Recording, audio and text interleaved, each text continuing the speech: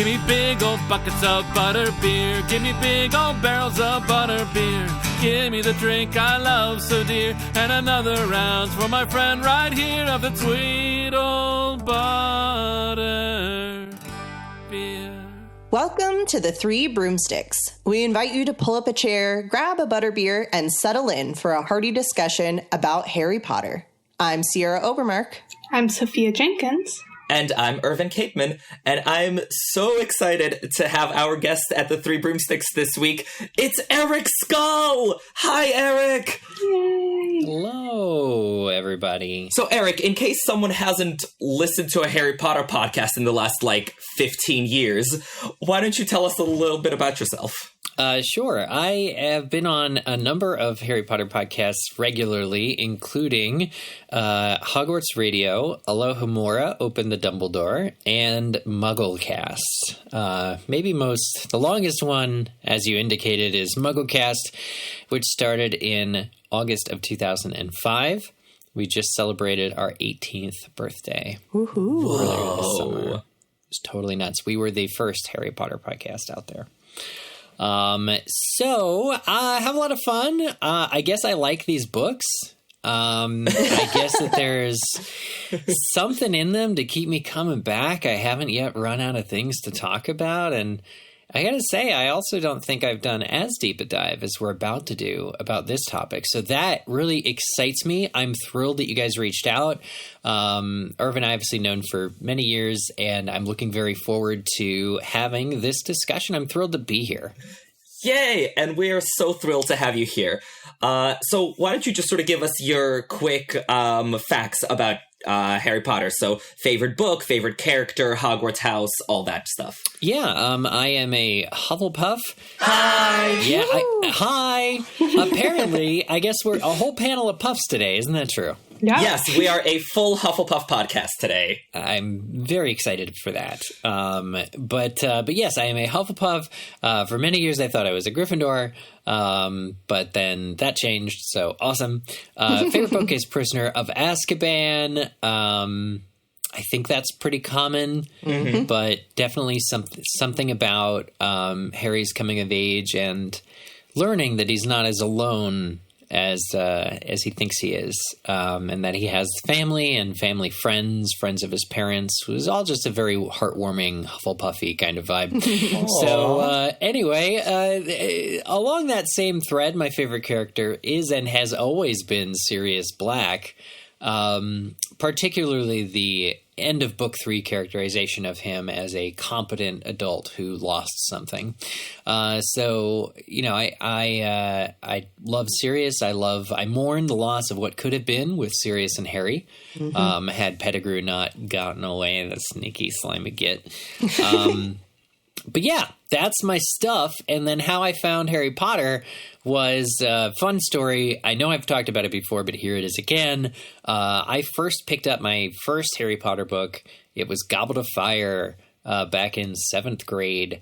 And after reading the first chapter, because Harry Potter was so popular, I was like, oh my God, what is this? What's this series? What's this all about? After reading the first chapter of Goblet of Fire, I said, nope, this is not for me. And this is a mess, and I don't like it. And I put the book down and did not read again for another year and a half.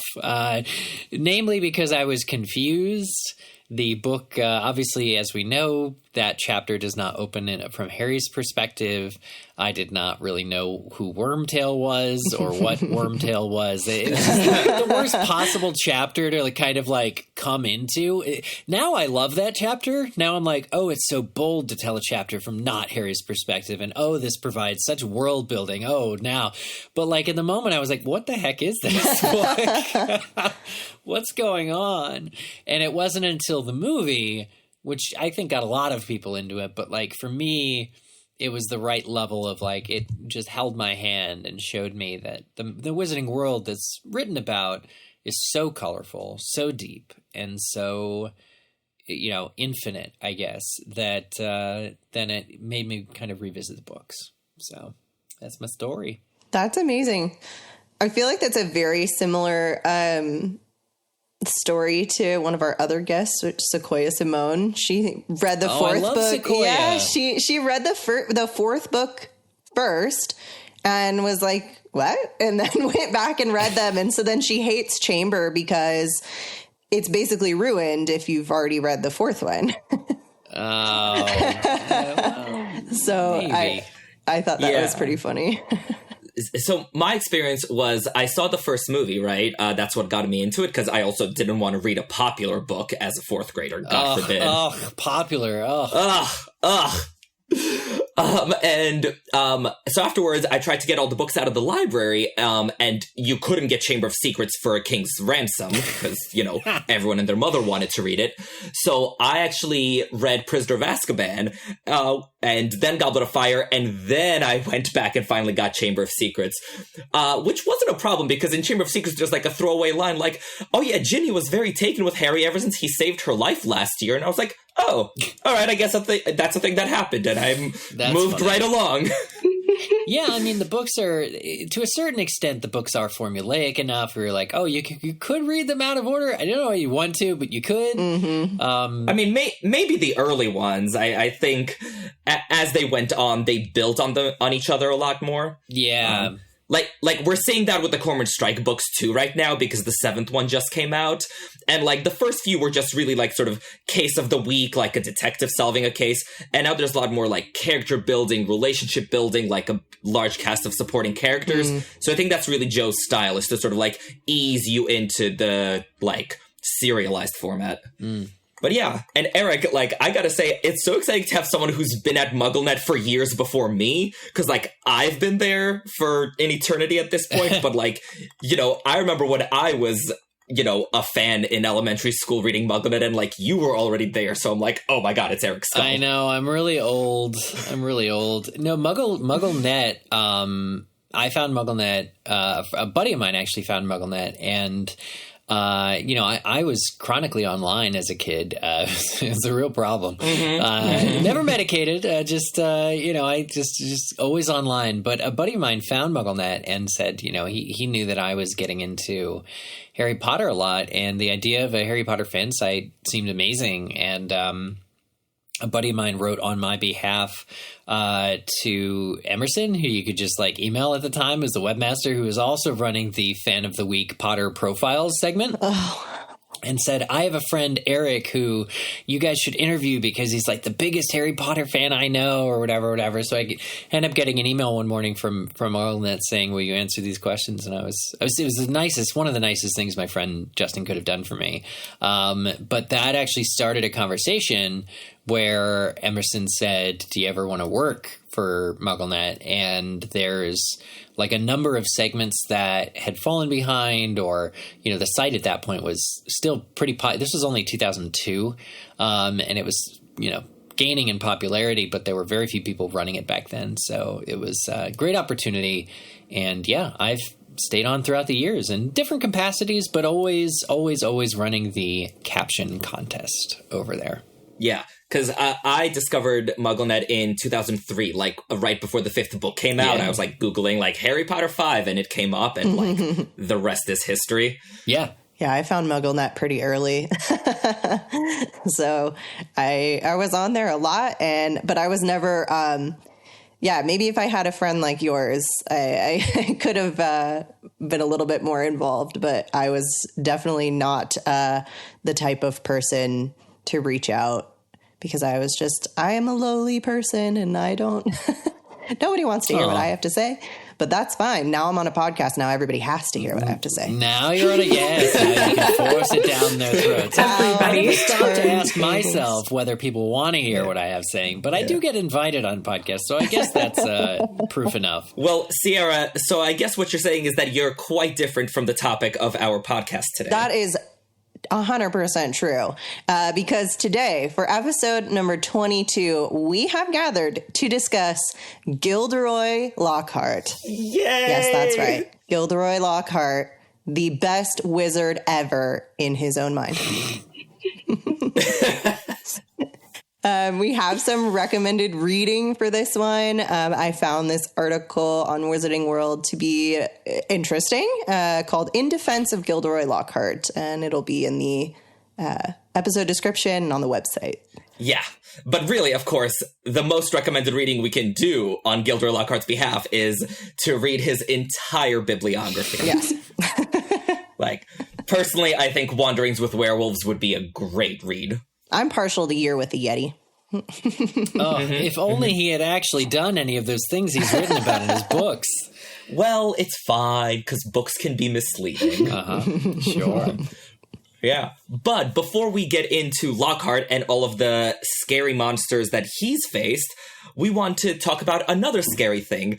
We're here to offer a toast to the comments on episode 19, which was all about Harry Potter as a horror book.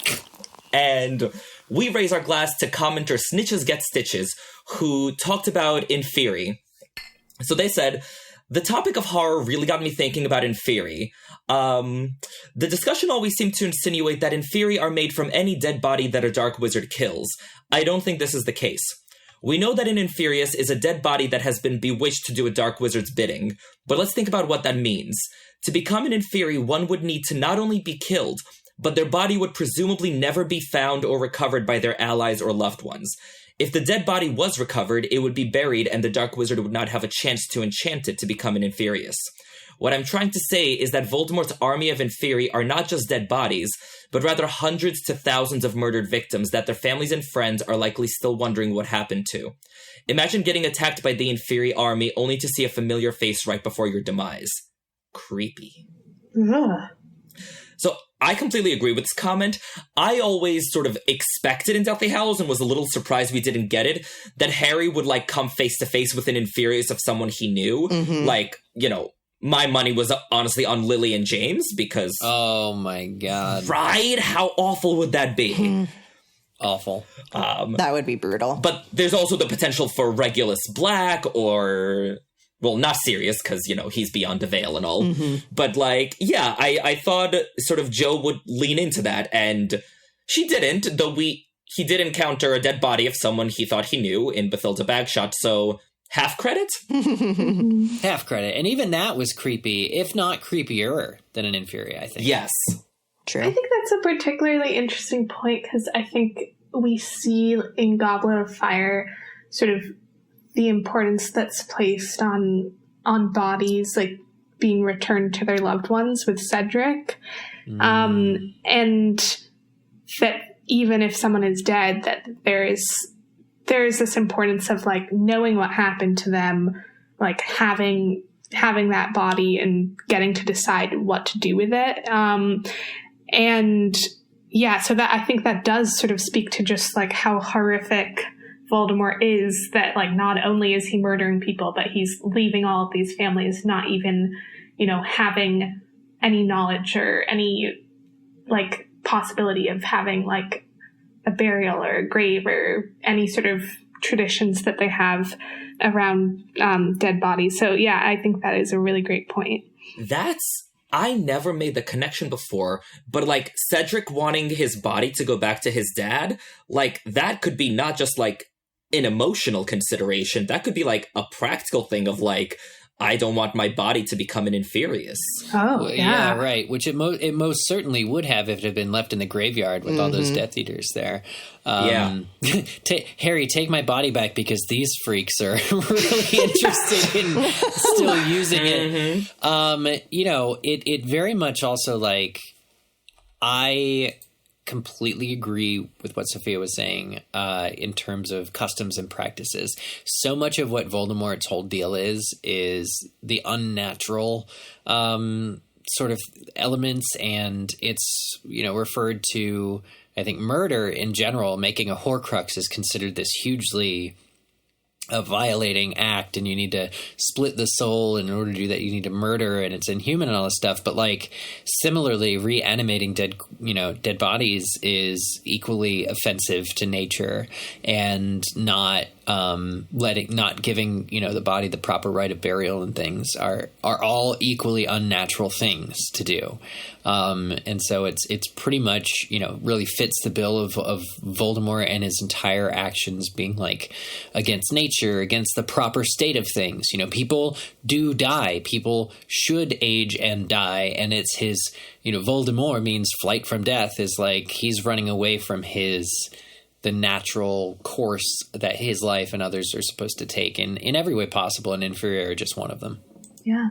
That's a great sum up. I mean, it's a good thing Harry got Cedric's body back. Otherwise, you know, he would have become a zombie instead of a vampire, and then where would we be? Yeah. I was going to say, it would have been worse than the plot of Cursed Child when he was turned into a Death Eater, which I think is the furthest possible conclusion. But I know. Utter nonsense. I know this panel of Hufflepuffs agrees with me. Yeah. Yes. No disrespect for our boy. So yeah, thanks so much to Snitches Get Stitches for that incredibly creepy comment. All of us will be haunted by that. Thank you. And now we can get into our main discussion about the man, the myth, the legend, one Gilderoy Lockhart. Yes, Gilderoy Lockhart, or as I like to say, the facts, the fraud, and the fantastic smile.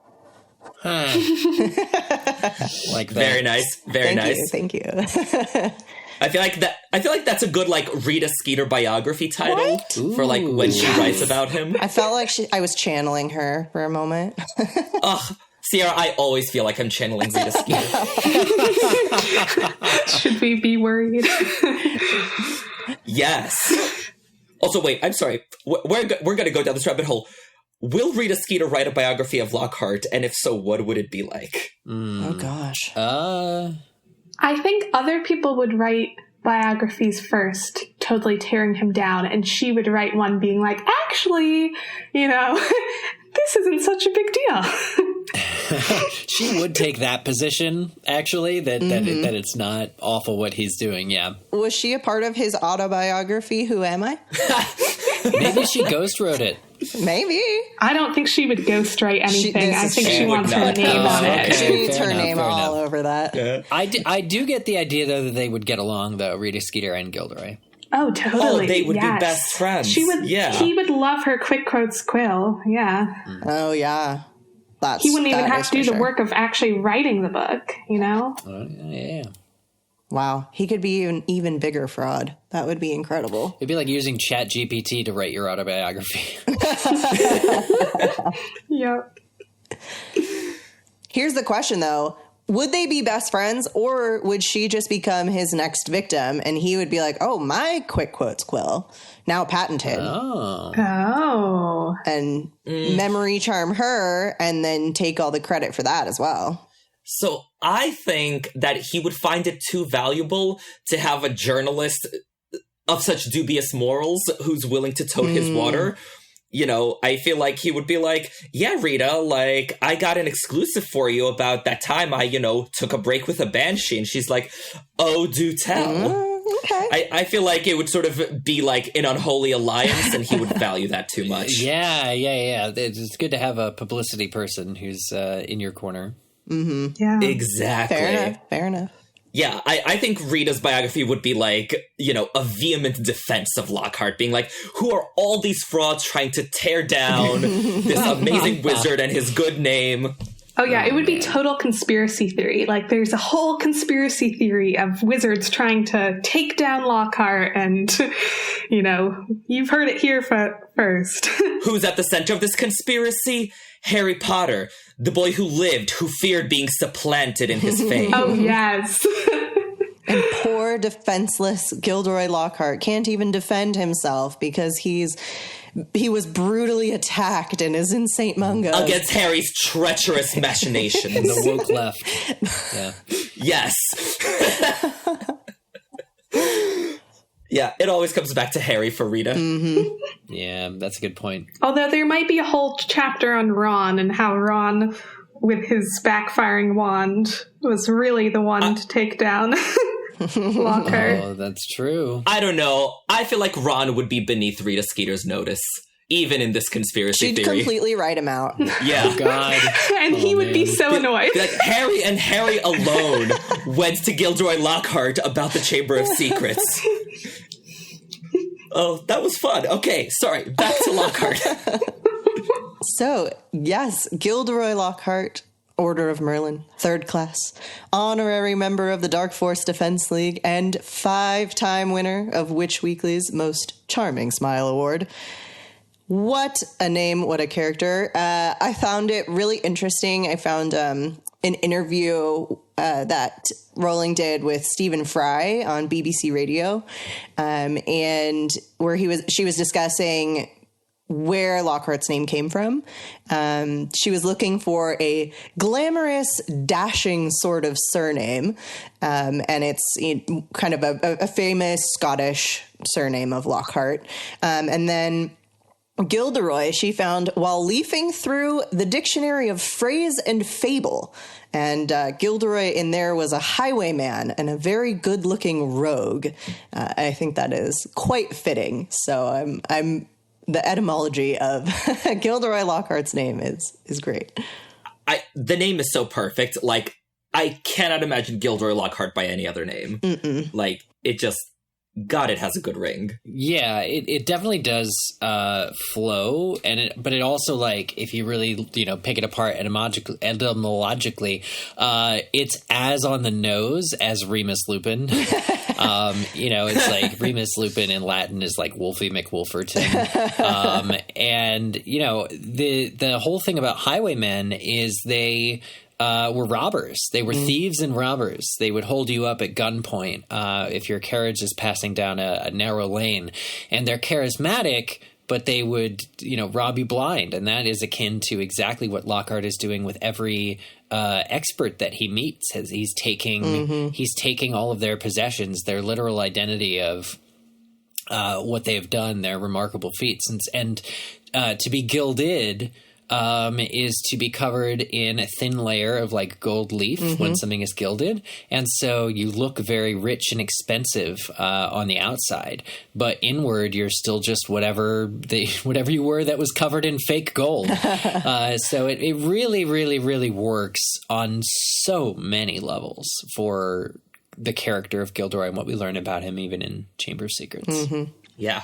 Yeah, and I think, the name of Gilderoy really, really fits with his upbringing. He was the only magical child of his family. He has 2 older sisters who are both squibs.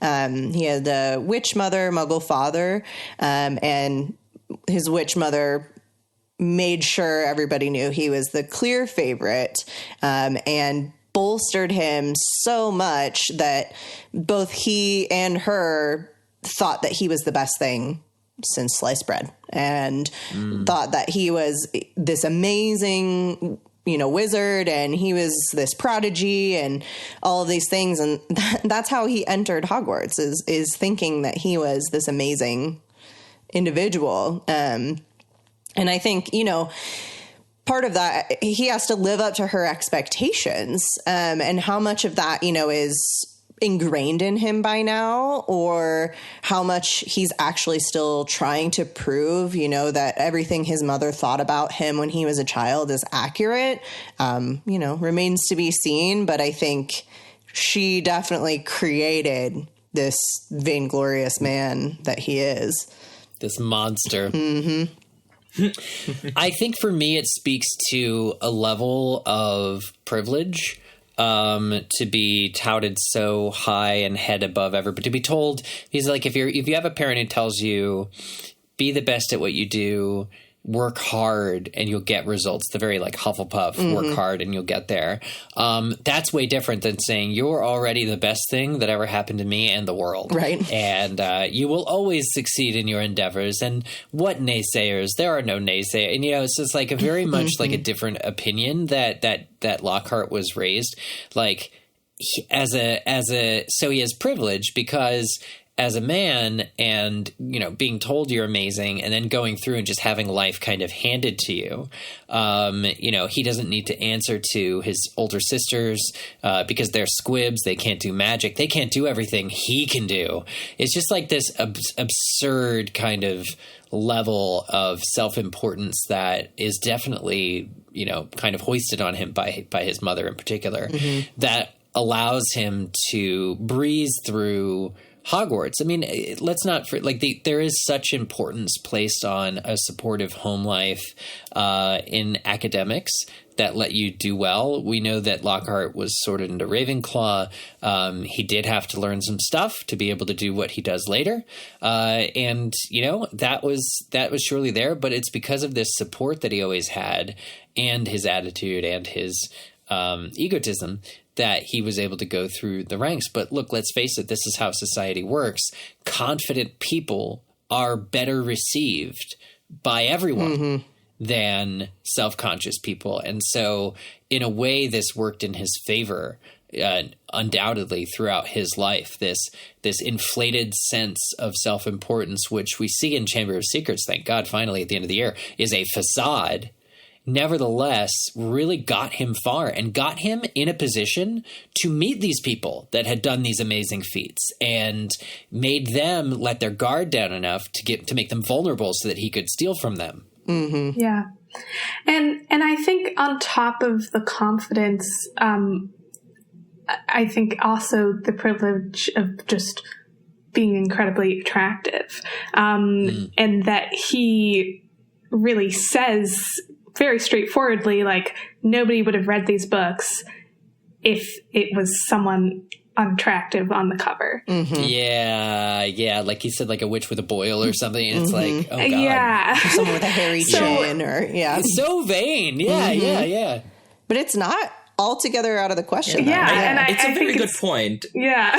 Kind of true. It's one of my favorite points in Twisted, which is one of my favorite shows of all time. It's Team Starkid's parody of Aladdin in the style of Wicked. And so Jafar sings, because Jafar is sort of like the Elphaba character, where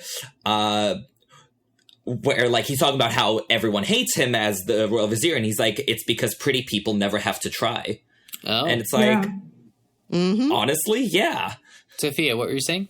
Yeah, I mean, I think that he wouldn't have been able to get as far, like, even with all of his mom telling him he was the best and, like, his confidence and all of that, like, he would have been torn down a lot quicker if he was not just, like, naturally very attractive. And I think that that's a sort of something that he's very aware of about himself.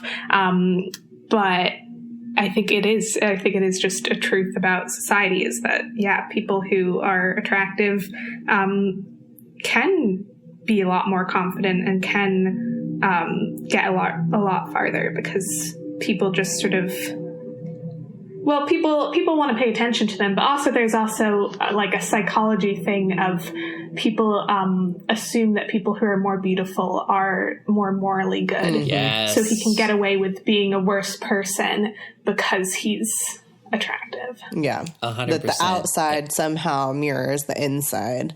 Yeah. And so often it's the other way around. Yeah. Well, and in Rowling's there's work, definitely. Like, you never trust the attractive people. Never. And there's also a psychological benefit in the real world to fake it till you make it. And the level of confidence that you portray outwardly can actually lead to an increase in actual confidence. So I'm sure as Gilderoy was learning, and maybe the first time he stole somebody else's feats, it was scary for him or concerning. But the more that he did it, and the more that he continued to get away with it, it completely just allowed his credibility to plummet, and yet his success to skyrocket. And so by the time we see him, by the time Ron and Harry get him as their teacher, he has become way overconfident. He is not necessarily too careful about how much of a fraud he is, because if you think about it, he isn't under the radar. Right. Dumbledore knows he's a fraud from day one. It's really just Dumbledore's awful desperation and needing to find a DADA teacher that allows him to hire him to begin with. And you can kind of go to Dumbledore's door and knock on it and be like, "Sir, what were you thinking? This is a mess." Because bad teachers can actually make bad students worse. But I think that, Gilderoy at the time we meet him has already gone through the levels of becoming the worst version of himself, sort of. So I don't know if there was ever any good. I don't know if he was set up by his mother to ever have to really work. Again, like, that's why I value the Hufflepuff trait of hard work. Is like, literally anybody can do anything they want if they just work hard at it. And I really, really believe that. I'm not sure that Gilderoy was ever going to be set up for success, but the type of success he sought was shallow and vain, and we got to see through the facade at the end of it to realize he's actually just a very bad person. So I want to go back to something you said about, like, the first time he did it. I'm curious, what do you guys think, like, how did this whole scheme of his begin? Like, what was the first time like? Do you think he, like, was it premeditated? Did he, like, set out to be like, oh, I heard about this hero who did this awesome thing, I'm gonna, like, wipe their memory and take credit? Because that seems like such an outlandish plan to have if you haven't already done it, right? Like, it's sort of, it's a wild logical leap. I know we have no idea, but canonically, but, like, I'm just trying to sort of game out the scenario in my head. Like, I think it would almost sort of, like, happen kind of unplanned, like, I guess, right? Like, sort of, he would be, like, he would try to take credit for someone's work, like, he hears about this guy who did this awesome thing, so he, like, goes to his pub and tries to say that he did it, and everyone's like, bro, no, like, that guy did it. And then the guy shows up and he's like, dude, like, I faced that banshee. Like, what are you talking about? And then they would, like, get in an argument where Lockhart's like, prove it. And he's like, what do you mean prove it? I did it. And, like, it would escalate. And then, like, in a fit of temper, Lockhart would be like, yeah, obliviate. What do you remember now? And, like, sort of, once that worked the first time, he would then be like, oh, this is a thing that can be done. I kind of always pictured it as, like, because he left Hogwarts and went basically to prove himself. And so kind of how I envision it occurring is he went out to, go fight some in his head monster to make a name for himself, and then potentially came across, kind of like a you get a quest and it's like, okay, go defeat this monster and then I'll give you gold. And so then, he goes, okay, well, I'm going to be the one to do it. Well, someone else is also there trying to defeat them. And, I just picture him hiding behind a tree, watching someone else defeat whatever the creature is. And then, he got there before me. No, he didn't. And then going, and because he witnessed how everything occurred, then he's able to take credit for it, obliviate the person in the moment, transport him back outside the forest. Oh no, I don't know what happened to him. He must have gone looking and got lost. And then, but look what I did. And then just figures that he can do this. And then if he ever hears of somebody else achieving something, he just has to be kind of like first on scene to get their interview, straight out the gate, and then obliviate them so that they don't have a chance to tell anybody else. Because I think that would be where he'd get caught up, is if the person who actually did this thing had a chance to go back to the village to tell everyone what they had done or to have proof of some kind, then the whole scheme is out. So he has to, like, be the first one there. So it's almost like he's, trolling request boards to like find, oh, there's a troll in this town, and he's like, I'm there. not to fix it, but you'll think I fixed it. Well, but my impression, and correct me if I'm wrong, was that he wouldn't just obliviate the people who did the thing. He would, like, also, like, obliviate witnesses as needed. True. Like, go through the village casting, like, mass memory charms type thing. So, like, if someone got back and told a few people, I don't think that would completely deter him. But I think also he is a very lazy person. Ooh. Not at this. Well, no, but that's why he's decided to do it this way. This is the cop-out. He can take credit for all these amazing things and only have to perform one charm. And I think that the less he has to do, whatever he has to do, the better for him. You know, it's like, if he doesn't have to obliviate a whole town, why would he? If he can only obliviate one person, I feel like he would opt for that. But I'm sure he went around obliviating hundreds of people. I can see him targeting the easier people to, like, because here's the thing, and it's funny because as you're saying that, I'm like, ooh, Lockhart and Harry, and they shake hands over just using one spell, getting really, really good. Getting really, really good Yep. at one thing. And if that's all that you ever learn how to do, do it well. Do it well. But no, I think when Gilderoy left Hogwarts, he went out to prove himself, and he had to be faced with the reality that he wasn't it was finally time to put up or shut up, and something within him snapped and couldn't do it. So whether he is lazy or whether he is deeply, deeply, deeply insecure, there is a reason why, to your point, Sierra, he decided that he could not be the one doing these amazing feats. Right. Some people would go out and they could be surrounded by a room of people that all had done heroic feats, and it would not even occur to them to steal the idea. It would not occur to them to memory wipe and steal someone else's great feat.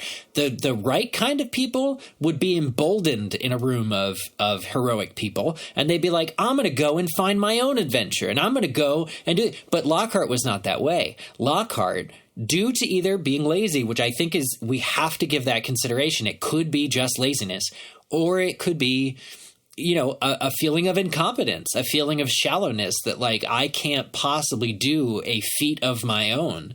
He nevertheless has to reconcile the part of himself that his mom has, you know, hoisted up on himself, and everyone in his teachers surely loved him, you know, and everything. He has to reconcile those two halves, and the easiest way to do that, the least painful emotional way to do that, is to just pretend that you are as heroic as everyone thinks you are. And so that's how I can see the whole plan coming to light, is really Lockhart going out, maybe wanting to actually be a hero at one point, but realizing that for whatever reason he would fail at it, and then looking for a more surefire, admittedly sinister way of ensuring that he is still the hero in everyone's eyes. Yeah. I also, you know, I don't know if I believe that this is what happened, but he kind of reminds me, like, he could have started out a bit like, what's his name? Eldred Wurple, the guy in the sixth book who, like, brings Sanguini to the Slug Club and is trying to get Harry to, like, do an autobiography. Like, I could imagine him sort of having a similar feeling at the beginning of maybe he's talking to some of these, you know, famous people, and he's like, oh, like, wouldn't it be a great opportunity if I wrote a book about this person? Like, that would be, you know, a good, like, people would love to read about these things. Like, it would be a good financial opportunity.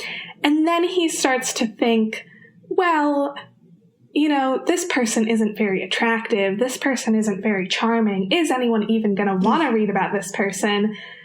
But they would want to read about me. And then he's like, well, you know, it's an even better financial opportunity, and I get some fame out of it if I just, you know, make it about me. Yeah, or like, oh man, he missed the third appointment where I was supposed to interview him for this book. People are so hard to control. I should just do it all myself, you know, like less scheduling. I mean, who hasn't wanted to have who has been a part of a multi-group podcast and not just wanted to go off and start their own podcast because scheduling or whatever. Oh, wait, is that just me? But also, like, What? you can always make sure you're always off and on start time, your own podcast. Right? You can never have to worry about time zones. I'm just saying. I have no idea what you're talking about going off to start your own podcast. Yeah. I'm just saying. I do not relate in the slightest. The control freak aspect of it is like, I think we can all agree, regardless of how it came about, by the sixth or seventh Lockhart book, it was a, you know, nefarious and meticulously, you know, kind of crafted deception. And Lockhart very quickly got very good at covering up the real truth, to the point where he's robbing people of their individuality. Right. And the things that made them such great heroes, he's, it's very sinister. He's one of the greatest villains in Harry Potter. And I like this because, sort of the first two villains in the series were not Slytherins. They were Ravenclaws, in Quirrell and Lockhart. And I think it's incredibly important to not forget that. We will debate that. I have thoughts and I have feelings. Definitely by the end of it, it was a well-rehearsed scheme. And Lockhart really, honestly, even though Dumbledore, I believe, knew he was fraudulent, Lockhart would have actually gotten away with it and been allowed to be out to the world if he hadn't then tried to attack Harry and Ron. If it weren't for those meddling kids, is what you're saying. If it weren't for those meddling kids. Yeah. Yeah. And their Phoenix. Yeah. And our Phoenix. Yeah. So, Sophia, going back to your scenario, I don't know if I can envision that, to be honest, just because writing a book is so much work. It's would you know, Irvin? Have you written a book? You know things about this? Just, speaking from a bit of experience here, it's not a good get-rich-quick scheme. Listeners, I implore you, if you want to get rich quick, don't write books. It's really not the way. And Lockhart was always so self-absorbed and narcissistic, I just absolutely cannot envision him thinking, I want to write about someone else, to make money. Just the thought would never occur to him, I think. Yeah, that's why I don't completely believe that that's really what happened, but I do sort of see a little bit of him in that Eldred Wurple character. Just, I don't know, something about it, just very opportunistic. I could imagine it being more like he's talking to this person and being like, well, people would find someone like this very, someone who'd done these things very appealing, or someone who'd done these things, if they knew how to market themselves correctly, could be really famous, or if they were attractive enough, they could become a big,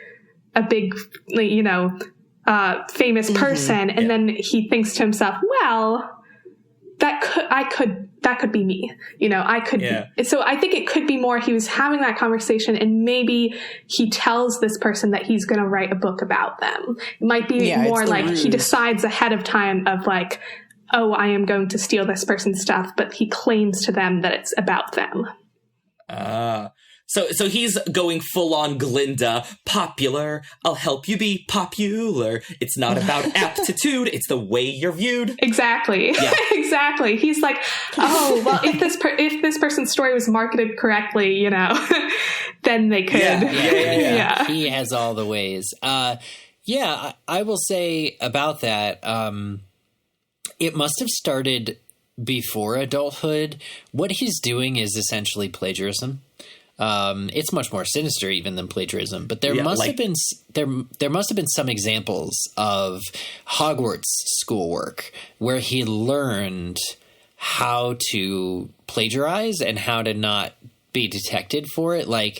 If we follow my sort of headcanon of insecurity, Lockhart must have found a method to either get other students to write homework for him or something sooner than his adulthood that then bolstered or emboldened him to go and do what he eventually does. But he's not a plagiarist because he does write all of it himself. Sort of his two marketable skills are memory charms and writing. He can actually apparently spin a good yarn. So he's still a plagiarist. Yeah, that's still plagiarism. I will argue that he is 100. Yeah, he's dressing it up to you can write a flourish, but there's an emptiness in really the authenticity there, I think. Yeah, if you claim someone else's ideas are your own, even if you wrote the thing yourself, that's still plagiarism. And in this case, he's claiming someone's actions are his own. So I'd say that's still plagiarism. And I would say that, honestly, Hogwarts does not seem very strict about plagiarism or cheating or any of that, because, like, Hermione, like, writes all of Harry and Ron's homeworks. Like, just on the standardized testing. On the OWLs, there's a jinx preventing on the you OWLs, from cheating. yes. But, like, for just standard homework and essays, like, they don't seem to care that much. They don't have, oh, God, what's that f***ing website all colleges use to turn it in? Yes, Turn it in. Yeah, Hogwarts does not have turn it in. But, like, also, like, what's so ridiculous is, like, the handwriting thing that, like, it's Hermione's handwriting on their essays. But that aside, I could totally imagine, like, okay, back to Gilderoy Lockhart being very attractive. I'm sure there are plenty of women who had crushes on him. I'm sure he could find some girls who would write his homework for him. And I think that would have been very easy and would have just reaffirmed to him the benefits of being an attractive person and that you can just get away with anything.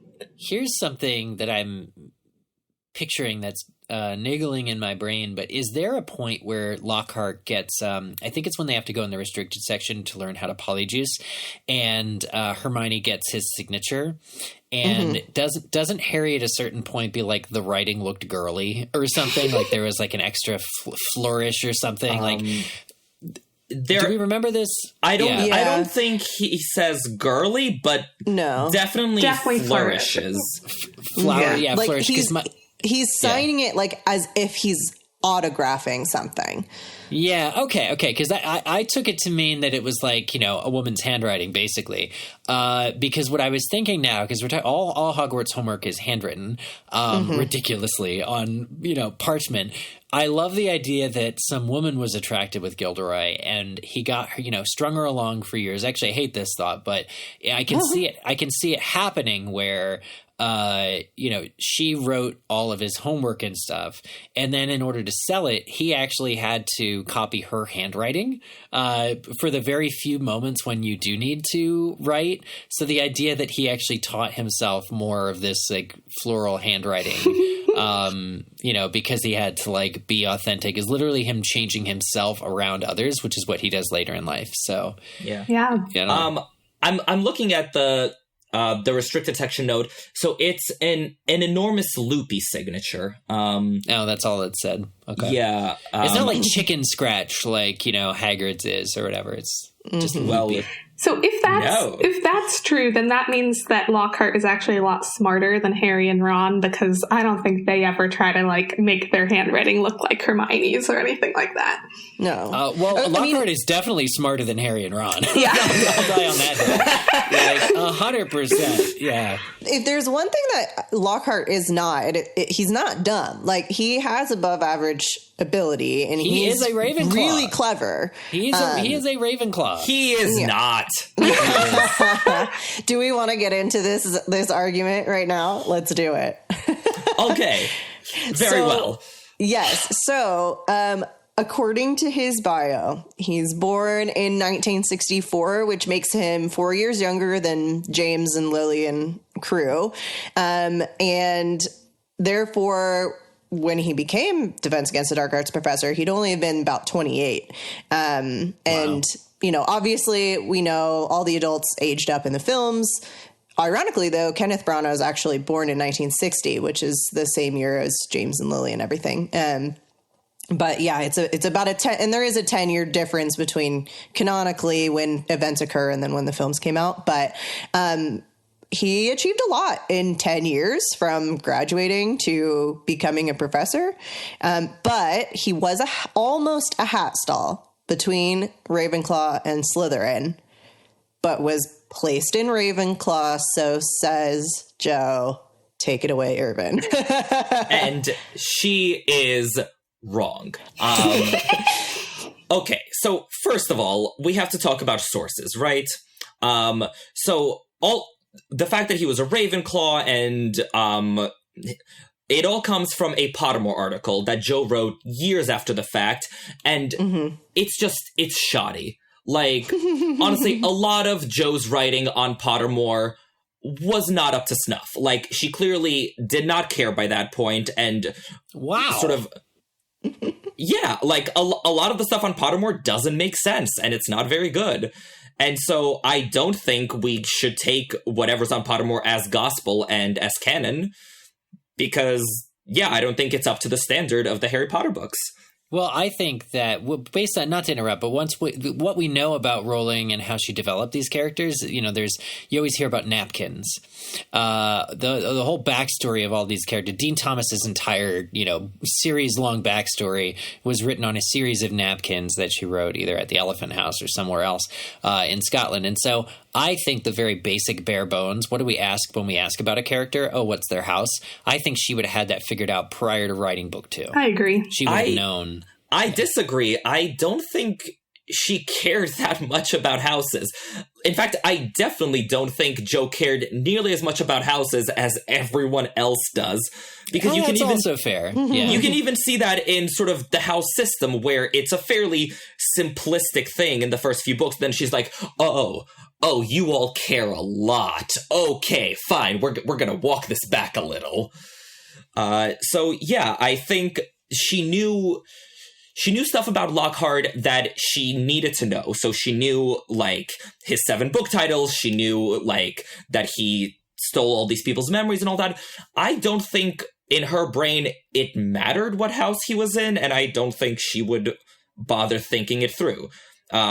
Just like I don't think she really thought through how old he is at this point.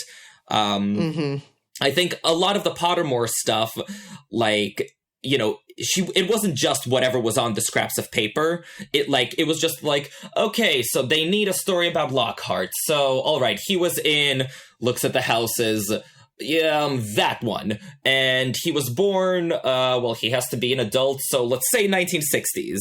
Like, I don't think that was all already there. It's why I give a lot more credence to her website and her interviews and stuff closer to when the books were published. Like, if something was on her website in 2006, I give it more credibility because I think she was, like, in the zone. She was thinking about the world. She was, like, in among all those boxes of notes. So I think that's a lot truer to sort of her intention and more consistent with the books than stuff she sort of jotted down before breakfast for a Pottermore bit. So you're not, if I can, let's change the discussion into why don't you think that Ravenclaw fits Lockhart? Because you made a good case for canon and, the varying degrees of it, but I think still Ravenclaw is the perfect home for Gilderoy Lockhart. Well, literally in that same Pottermore article, she says, he valued learning not for its own sake, but for the attention it brought him.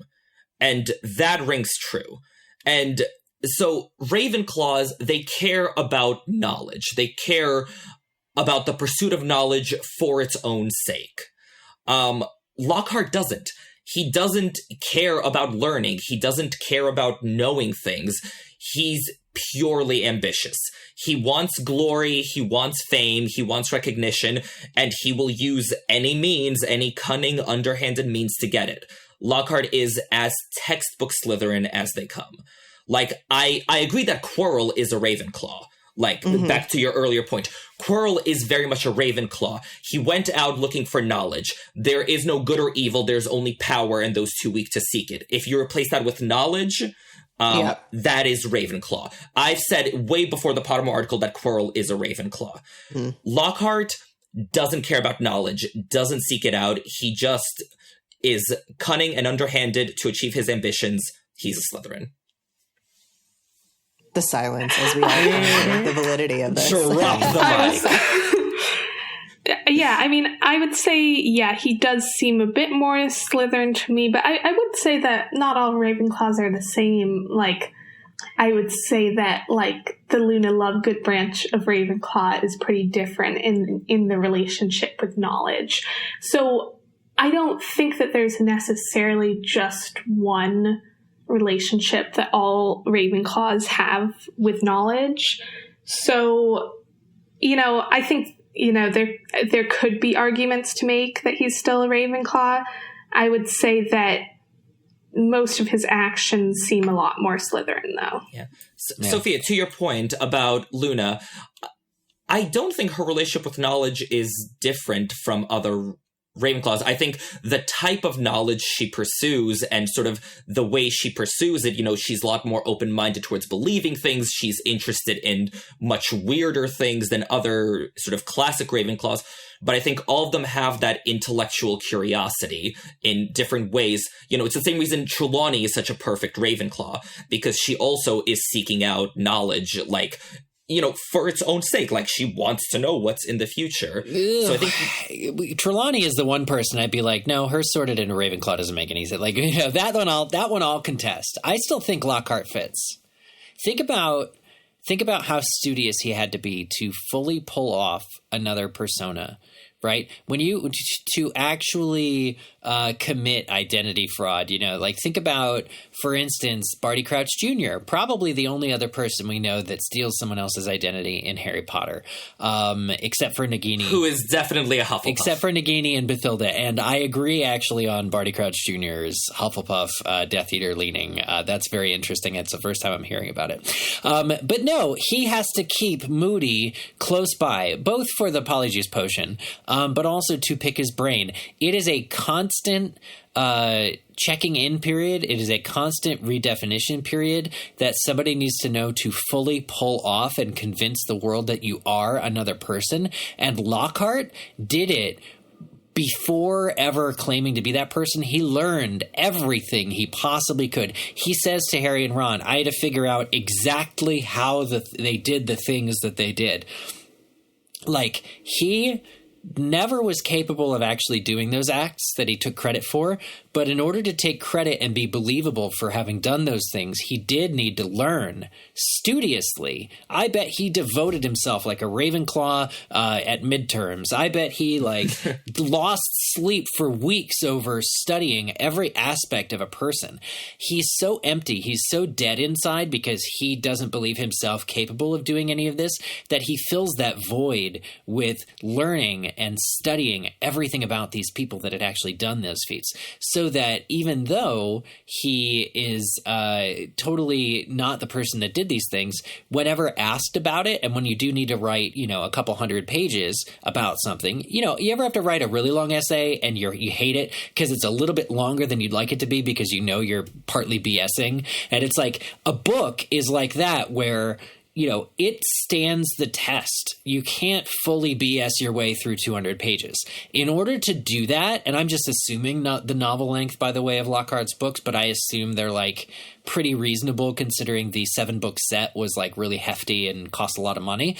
I'm assuming that Lockhart would have needed to do so much homework. So we're really back to discussing the real Ravenclaw aspect, the work that had to be done for Lockhart to be able to do what he did. There's a lot there. He had to study. He had to do so much Ravenclawing that it would put the rest of the Ravenclaws to shame for how much he had to do for not one person, but dozens of people whose credit he took. Yeah. I'm going to push back against that. Okay. Because you think it's easy to take somebody else's identity. Yeah, not that I would know, but it can't be that hard. No, I think the house system isn't based on methodology, but on motivation.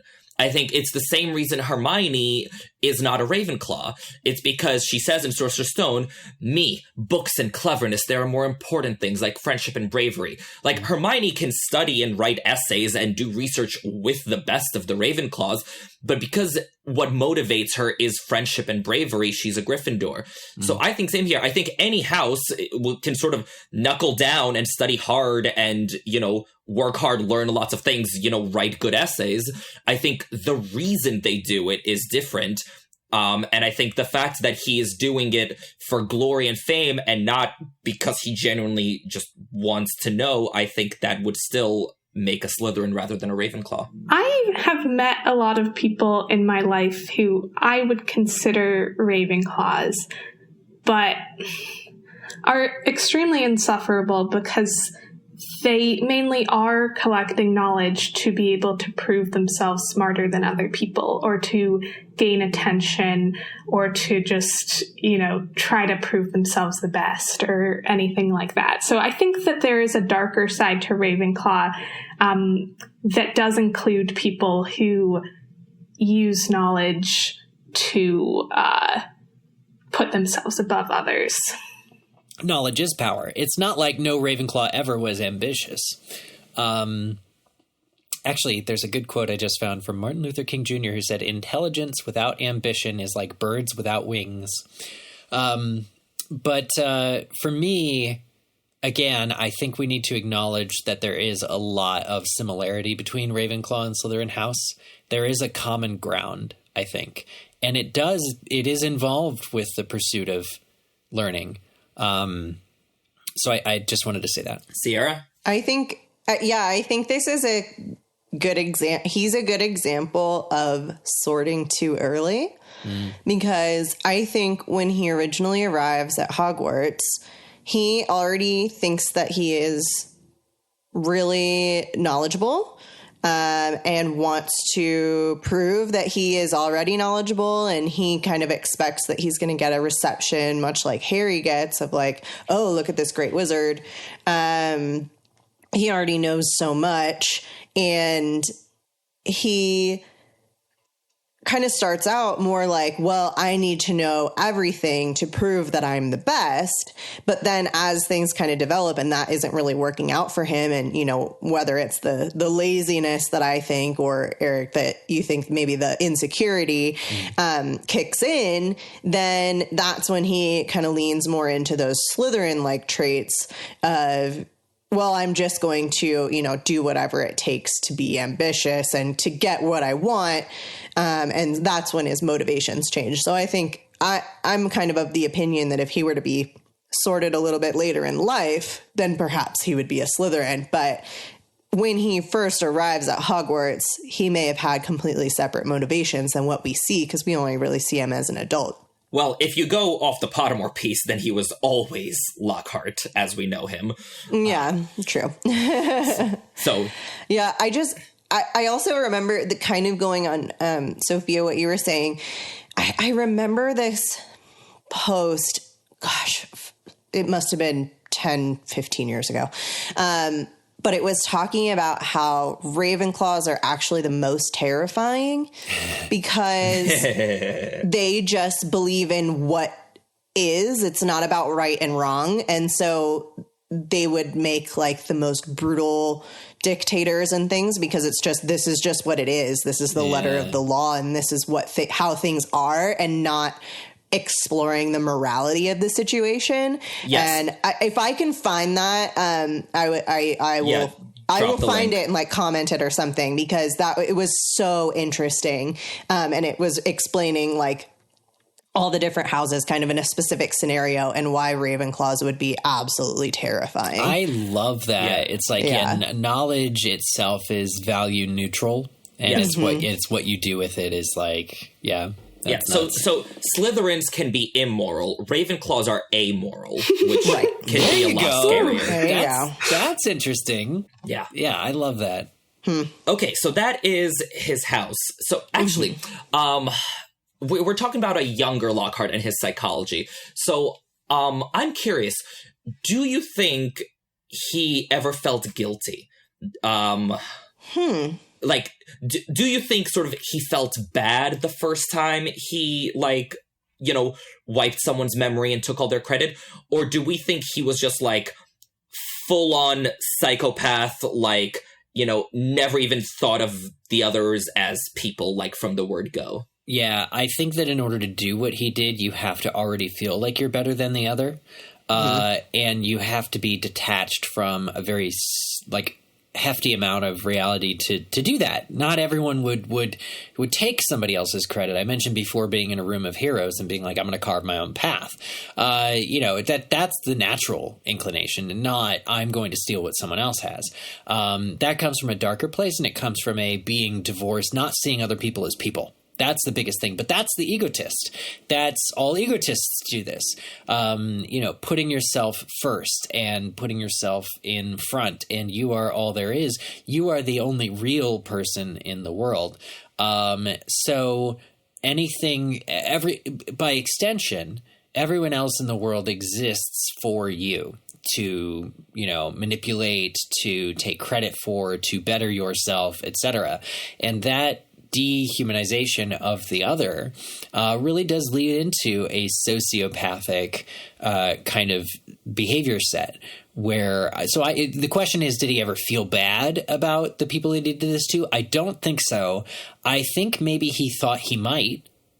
And then once he did it, I think he found a profound emptiness that when he found that he didn't feel bad at all, not even a little, it emboldened him to keep doing it. And when he found success with it, he only did it more and more and more and more. Yeah. And I think that we see how he kind of justifies it in how he talks to Harry and Ron about it. I'd say first how he justifies it is by saying, well, they wouldn't have been able to make any money off of their story anyway because they're not attractive enough or charismatic enough. So he's like, it's not like I was stealing, something that they could have monetized.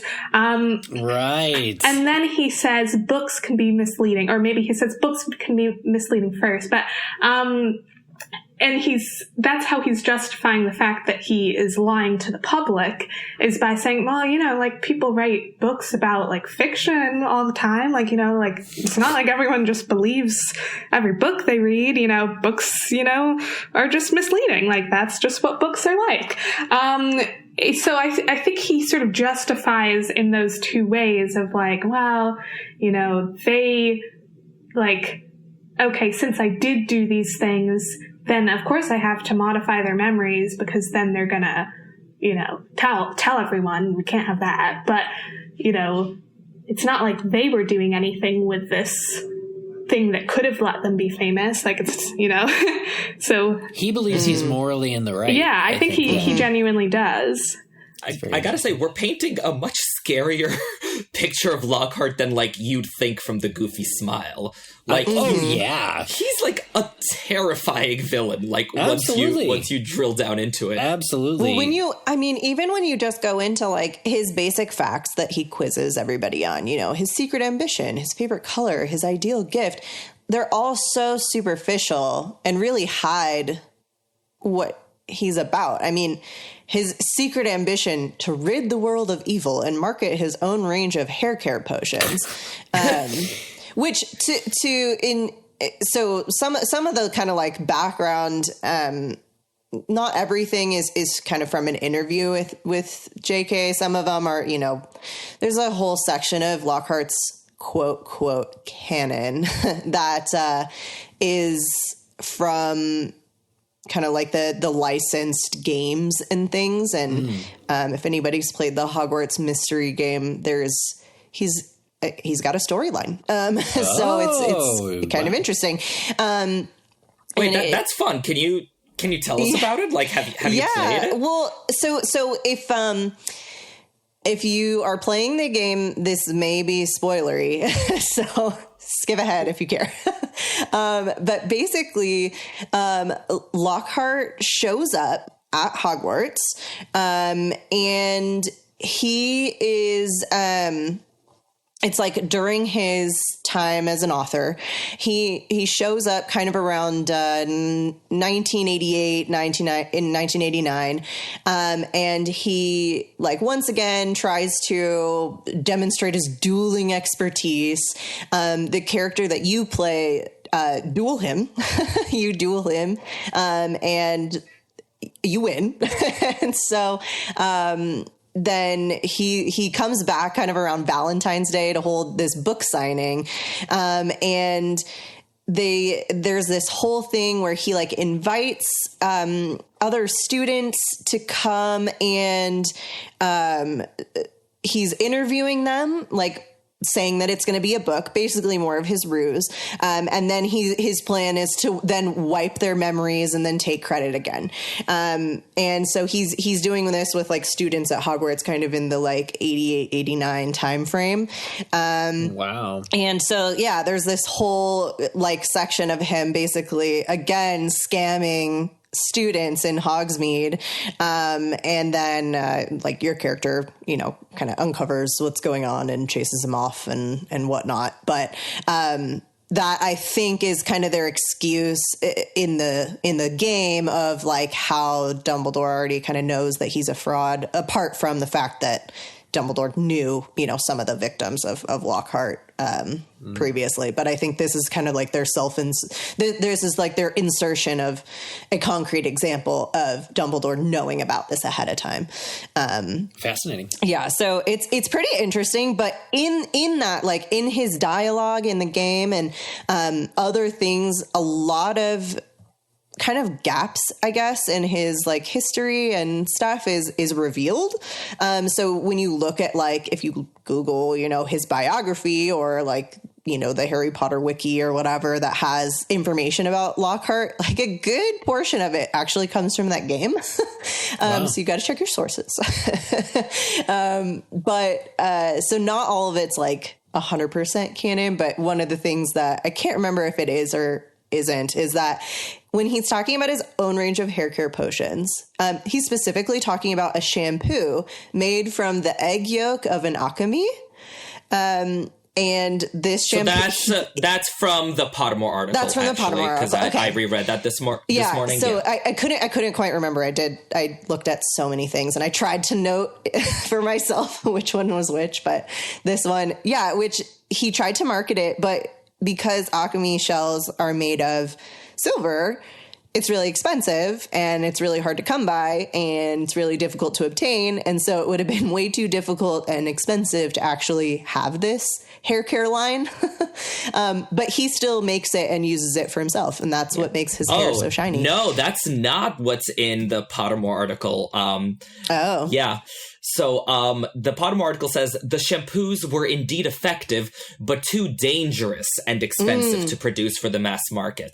Okay. So, well, it's one of those shampoos where, like, it'll make your hair look amazing, but it also might, leech you of all your empathy and turn you into a psychopath. Who's to say? Oh, the idea that Lockhart got worse the more times he used his hair care routine. Oh, my God. Yes! Exciting. Oh, my God! That's it! Was it dangerous to use or dangerous to make? Because you have to get a hold of an akami egg.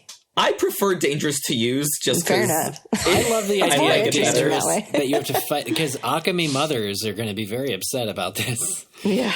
I find that all to be really fascinating. But it is true that Lockhart's stated ambitions are clearly false. Like, Right.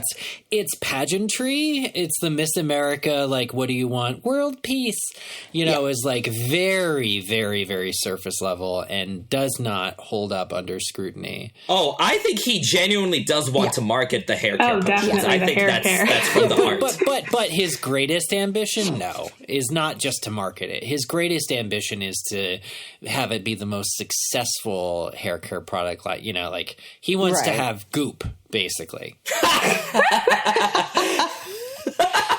Only be more successful than Goop, because I guess Goop was just laughed out. But I think he wants to be like Minister of Magic or something. Oh no, he very much does. Yeah. Yeah, he I guess left.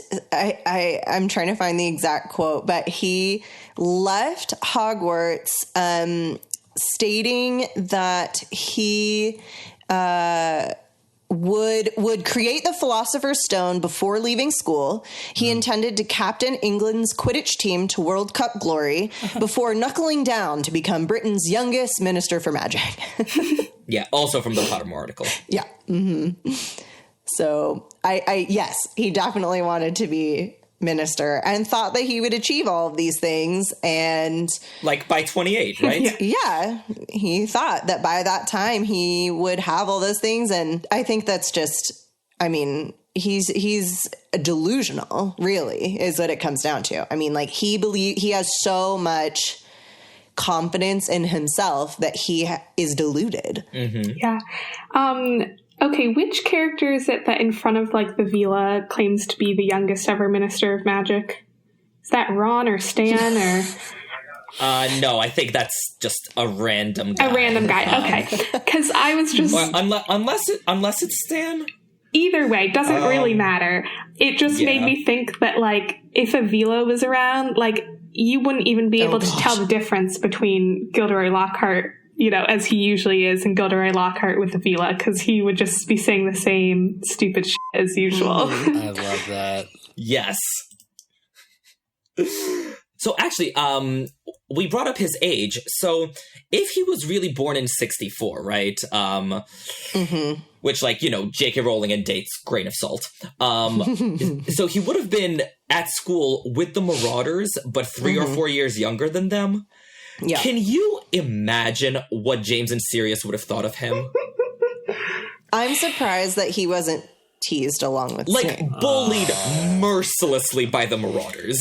Maybe.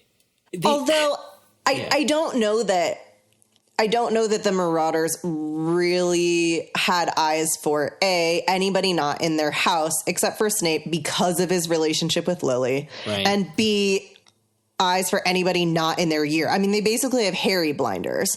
Like, Harry does not pay attention to any other any other student if they're not talking to him.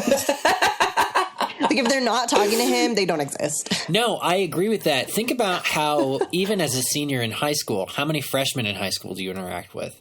Oh, I knew a lot. But in fairness, my high school had 800 students in each grade, so not many. Not many. I also had a huge high school, but I also had a lot of friends whose siblings were freshmen when we were seniors. Fair enough. But my sibling as well. But to my perspective, is like, how often would these, if they had the same lack of clubs and, you know, socialization out that Harry's year has, then there's no reason to believe that the Marauders and Lockhart ever would have interacted. But also because because of the age difference, and think about contextually with the Wizarding War. Right as James and Lily were graduating, Voldemort was coming into power the first time. And so because Lockhart came to school when they were maybe in their 4th year, and we know that the Marauders became Animagi in their 5th year, I think it is. So, like, they were focused on them. They were, like, razor focused on, you know, whatever was happening with the Marauders at the time. And then whatever was happening with the original Order of the Phoenix and stopping Voldemort and stuff. So unfortunately, I don't think Lockhart would have been in their scope. Yeah. And I think Lockhart probably thinks that, like, everyone at Hogwarts was paying attention to him. And I love the idea that, like, the Marauders just had no idea he even existed. Keep in mind, Lockhart would have bragged about knowing James Potter to him. Yeah. Oh, yeah, definitely. Like, I think James and Sirius were sort of everything Lockhart wanted to be. He would have, your father, I gave your father some tips, you know, some days, like, oh, okay. Yeah, be like, so Harry, you may not know this, but I was best friends with James Potter. Like, he thought about making me godfather for you, but I was too busy banishing banshees at the time. That's the thing, I told him no thank you. The idea that a book before Prisoner... there could have been like a would-be best friend of James that we learn about is like terrifying. That would have ruined the plot of book 3 by having. Oh my God! Can you imagine? Like, Lupin comes in, and by this point, Harry has completely like internalized Lockhart as James's best friend, and he's like, "So, Professor Lupin, you must have known Gilderoy then." Oh, that guy! What? Oh my gosh! So funny. Relearning everything that Lockhart said about him. Oh man. My gosh. Well, also, I feel like it goes both ways, though. Like, I feel like Lockhart was so full of self-importance that he wouldn't have even paid attention to whoever was around him either. It's true. Yeah. Unless they could give him something. Right. He might have paid attention because people weren't paying attention to him, but were paying attention to James and Sirius instead. Well, but what he also did, though, is he also, would make sure that he was surrounded by people that he knew he was smarter than. Yeah. And so he would never have, gone above him in age, That's actually a great point. Yeah.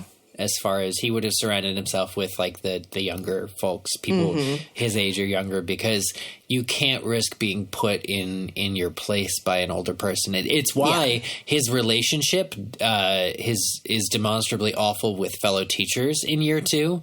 None of them respect him.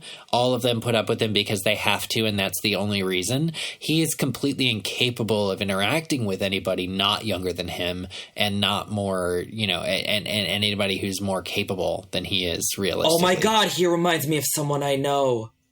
Oh, who? I shouldn't say. Okay.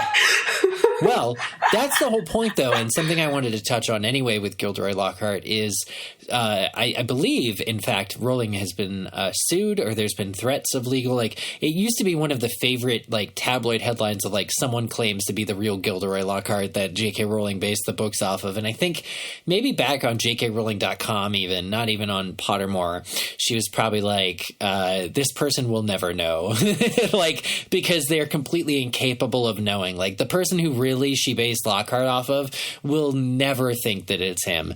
So it's funny because so many people came out of the woodwork and were like, I was Lockhart, I was the inspiration. And that just goes to show, goes to show how common that is for, as a personality type, to really be that person and to be that way. Like Lockhart I love that we were giving him the individual treatment here and talking about what makes him and the psychology of him. But I think in reality, we all have known a lot of Lockhart-esque types.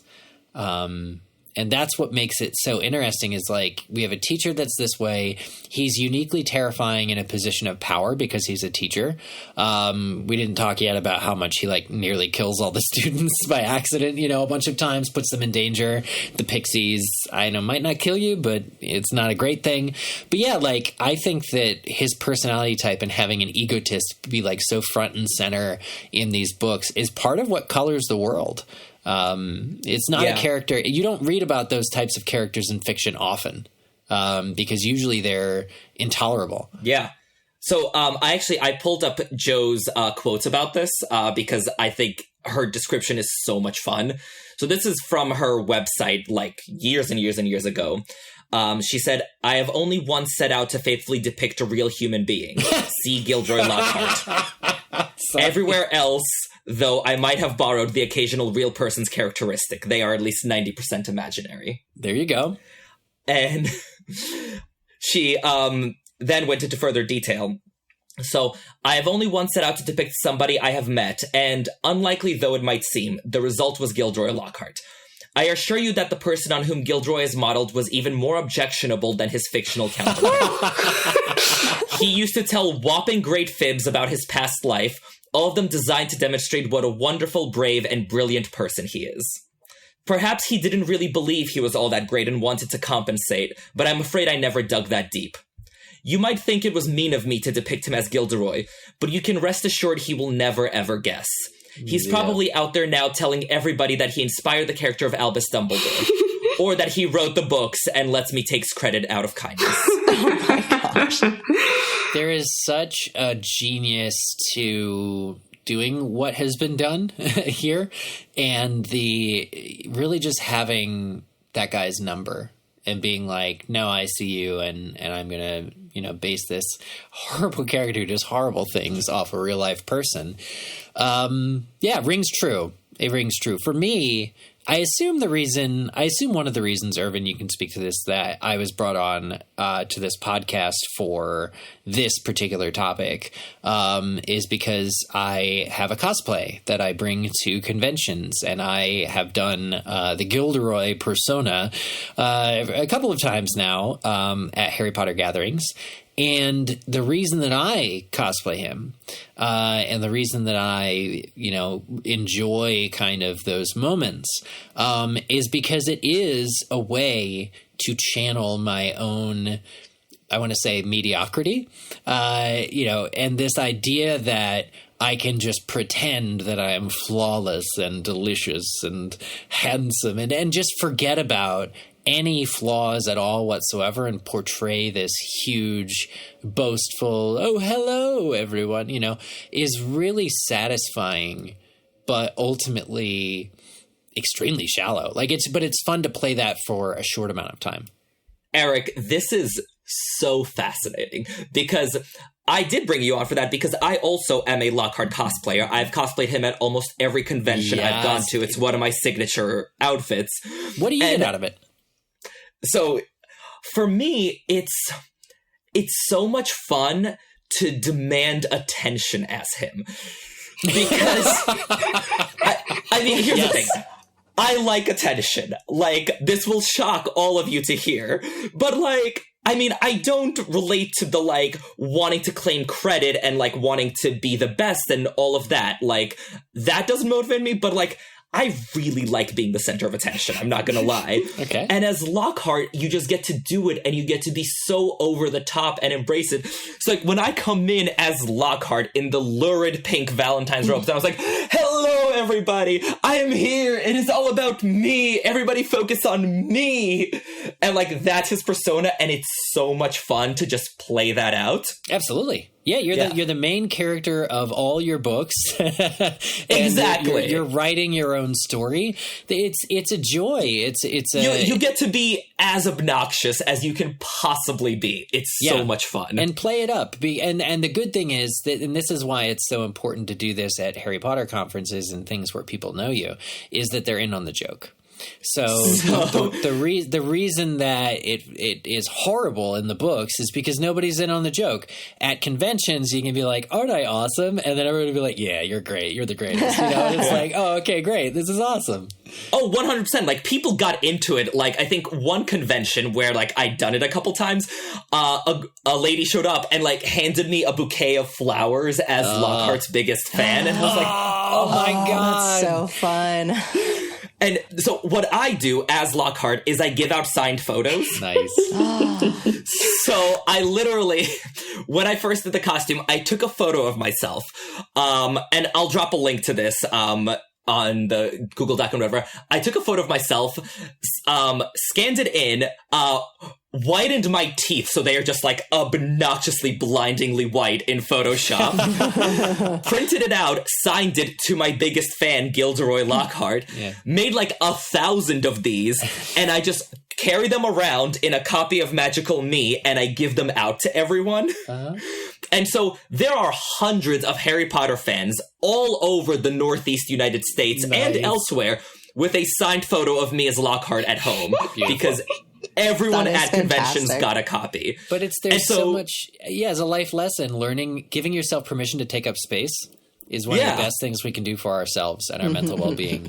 And so giving yourself permission to take up space in people's con bags and books and, all that stuff is really powerful. And there is because Lockhart is so fearless about it and he's so extra, it is a very fun caricature of a human. But if we ever met a real life Gilderoy Lockhart, oh my God, it would be appalling. Much less fun. Yeah. Okay, this is going to be Gilderoy Lockhart's next book is like magical mental health and me. It's like all about take up space, like be confident, all of that. Oh God, I'm gonna be honest. 10 out of 10 would read. Yeah. All right, you got to patent that idea, Irvin and I. You got to co-write it. Yeah. This is the next book coming your way, listeners. Lockhart's Me and Eric as Lockhart. Yeah. Magical us. Yes. Magical we. I think that's now a thing that we have to do. And you definitely should not credit me with the idea at all. No way. We had this brilliant idea all by ourselves. That's the point. Let's come up with magical we and let everyone else write it. In the very, very back, in the acknowledgments, you write, we acknowledge ourselves. We are the only ones who had any part of this. And then very, very, very tiny font at the bottom, it's like, oh, and also these people. Yeah. Amazing. Yeah. No. We would write, and thank you to Sophia for supporting and encouraging us when we had this amazing idea to follow through on it. Genius. Fantastic. Yeah. Also, my most used quote about Lockhart in my everyday life is whenever someone asks me to sign a book, I'm like, listen, I'm like Gilderoy Lockhart. I will sign anything if it sits still long enough. That's a great line. Ron is Gilderoy Lockhart's biggest in-universe foil, I think. And it's fun to examine kind of how it comes about, which is largely out of jealousy.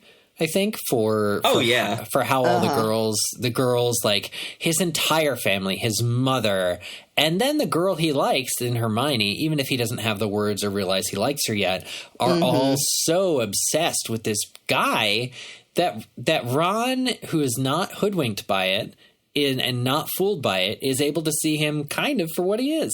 Yeah. Yeah, I think there's a point made somewhere when I was looking up Lockhart and his kind of impact on others, is basically if you were not female or a Muggle-born, it was very easy to see through him. And because the females are distracted by his looks and his personality, smile, whatever, confidence. And then Muggle-borns don't necessarily know any better to know that the things that he's talking about are outlandish or potentially just straight up incorrect about how he defeats some creature or whatever. I think at one point he even says something about werewolves can't be in the sunlight. It's like, no. So while I don't think that's in the books, but I think it was just basically like there's some inaccuracies in the text of his books that there's nothing in the canon to suggest that, actually. Doesn't Hermione at some point actually look through them and be like, well, that's silly? No. Huh. Well, then maybe I am mixing things up. You know, it's those tier fair 3 because canon things. There's so much stuff about Lockhart in various apocryphal sources that, like, it's easy so to get hard to mixed piece up. it through. Yeah. Yeah. I wonder how Harry would have reacted to Lockhart if it was his first year and he had much less context for what, like, competent adults are supposed to look like. Like, I could see him buying into Lockhart's shtick a bit more. Like, it would have taken him longer to completely disdain Lockhart, whereas, like, in year 2, he gets there, like, by the first lesson. Yeah. Yeah, except Lockhart is, like, is so obnoxious to Harry, like, just so obnoxious to Harry, and, like, is always just convinced that Harry is just like him in a way that, like, is so insufferable. Like, as a kid reading that, I was just like, could not even read those parts. So I think that Harry would, at the very least, hate Lockhart from the very beginning and therefore be kind of skeptical of him. Yeah, Harry is still more prone to going along for the ride because Harry believes in the system more than Ron does. Harry believes in Dumbledore. Like, Harry thinks that Lockhart was actually vetted by somebody, which is not the case at all whatsoever. You know, Harry's also not jealous of Hermione. Yeah. So, like, Harry would have gotten there. Obviously, Harry has all the bones in his arm removed and still is like, Lockhart will do the right thing and save the day. Like, it, you know, but something that you mentioned, I now really want to call out that Lockhart sees himself in Harry. And this is where I want to point out another psychology thing, maybe to be featured in Magical We eventually. But Lockhart's seeing himself in young Harry shows the mental depravity, I think, because when you are a certain way, and especially if you're like an egotist or sociopath or whatever, you can only see or assume everyone else is the same way as you are. And so the whole, like, I understand fame better than, you know, and I can help you is like, he literally assumes that young Harry wants exactly what it is that he wants. And it's funny because how sincere it is that Lockhart tries to actually help Harry. Lockhart actually thinks he's helping. He's so clueless that he actually thinks he's helping. But the thing is, because he's convinced himself again that the whole world revolves around him. He's convinced himself that he is going to be the hero in young Harry Potter's life. Harry Potter, who needs all this help becoming famous and a household name, of course. You know, Lockhart is the only one who can do it. And so it's really fascinating because, you know, when you meet these people that are clearly bad people, but they think that they're good, they also think that other people work the same exact way that they do. And when confronted with alternative evidence that, you know, actually Harry doesn't at all care about signed photos or whatever, it really changes how they can't cope, basically. And that's why Lockhart throughout the year, when Harry's all like trying to get away from him in photos and stuff, is like, it just does not sink in. No matter how many times Harry tells him, I'm not interested in this stuff, it doesn't sink in because Lockhart literally cannot conceive of a world in which his way of life is not the way of life for everyone. Yeah. Well, and that's definitely a recurring thing, right? Where like adults just project their own issues onto Harry without actually getting to know who he is as a person. I mean, we see this with Snape. We see this with Sirius to an extent. Like, a lot of people are just like, Harry, he must be X, Y, and Z, rather than actually getting to know him. And Harry loses patience with it very quickly. So, listeners, we just lost Sophia. So she had to go do a thing, but we will keep going with Lockhart. So if you don't hear her, that's why.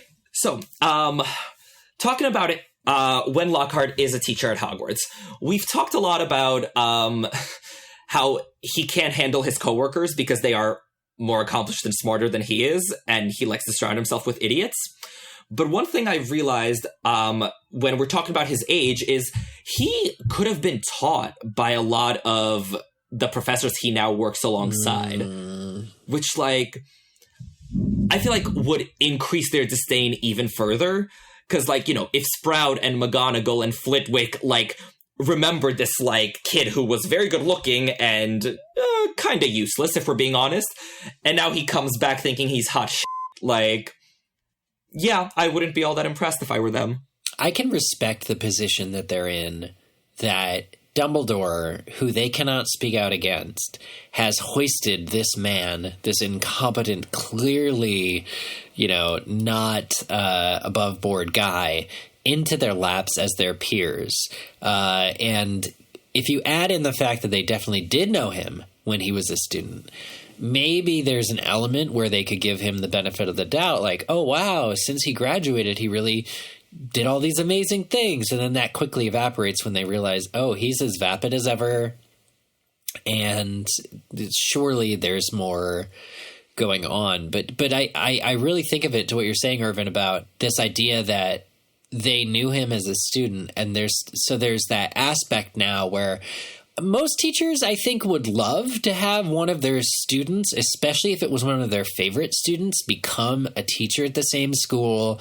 You'd love to, and I'm sure listeners have had the same experience, like listeners who are teachers now, being peers of their teachers, their favorite teachers. I'm sure there's some joy to be had in that. But for the Hogwarts professors, absolutely not. I'm sure it was miserable. I'm sure it was stressful having to, like, respect Lockhart. And the fact that it took like the entire year until they all kind of walked the other way, it's kind of like as slow as it took them to dislike Umbridge as well, or like be in an active open rebellion. Everyone really tried really hard. Yeah. I mean, their hostility towards him at that like staff room meeting is everything. Yes. Like, God, it's satisfying to read. So one of the questions Lockhart asks, right, on his test is, what, in your opinion, is Lockhart's greatest achievement? So I thought we could do the opposite. What do you think is the low light of his year at Hogwarts? Because, I mean, it's bad. There's a lot of bad. It's so bad. For me, it's deboning the arm.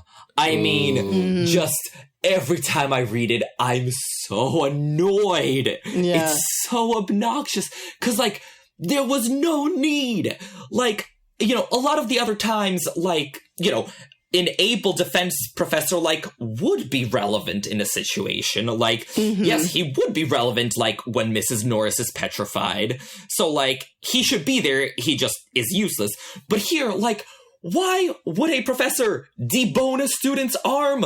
Madame Pomfrey is right there. Like, did he also mean to be a healer by the age of 24 before becoming minister? Like, oh, it's the worst. So I, so at first I thought, he just straight up did the wrong thing. I have now kind of come around to the idea that he really tried to fix the arm and did it wrong. and that he is so rusty on basically any spell that isn't the memory charm that he just straight up failed. And so that's why it doesn't work how he thinks he's going to be this hero and, I know the spell to use and I'm going to do this. And then it just straight up doesn't work. And so then he has to be like, that's what I meant to do. It's fine. It's all okay. And I've kind of come around to the idea that he just legitimately, he performed the correct spell, but did it so terribly that is the outcome. Amazing. Yeah, I love this idea that Lockhart is just so out of touch with literally everything except selling books. No, general magic. Sure, not anyone can heal, but to what you're saying really speaks to what my biggest offense is going to be, which is the dueling club. So in front of the whole school, you have your ass completely handed to you. Granted, by Snape, sure, and Snape is a great, powerful wizard, sure. But the lack of expectation that Gilderoy had for what was going to happen to him, and not thinking beforehand to introduce something like Expelliarmus to a class in a dueling setting, shows that he's completely ill-equipped to be a teacher and completely ill-equipped to duel. You are going to embarrass yourself, and everyone in the school on that day should have known that he is the worst choice Dumbledore ever could have made for DADA professor, and that's saying something.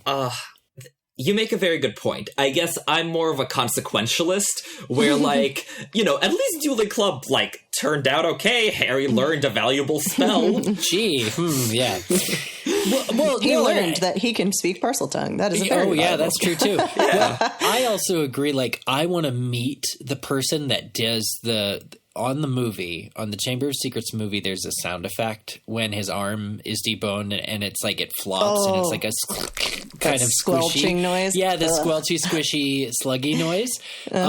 Whoever added that in, I want to meet that person and just talk their ear off for an hour because it very much sells the discomfort and the complete absurdity of what's going on. But I think after watching that, I just, now that you're talking about it, I just got this flash of a memory that after watching that scene for the first time, I think I had dreams for a week where my arm didn't have a bone.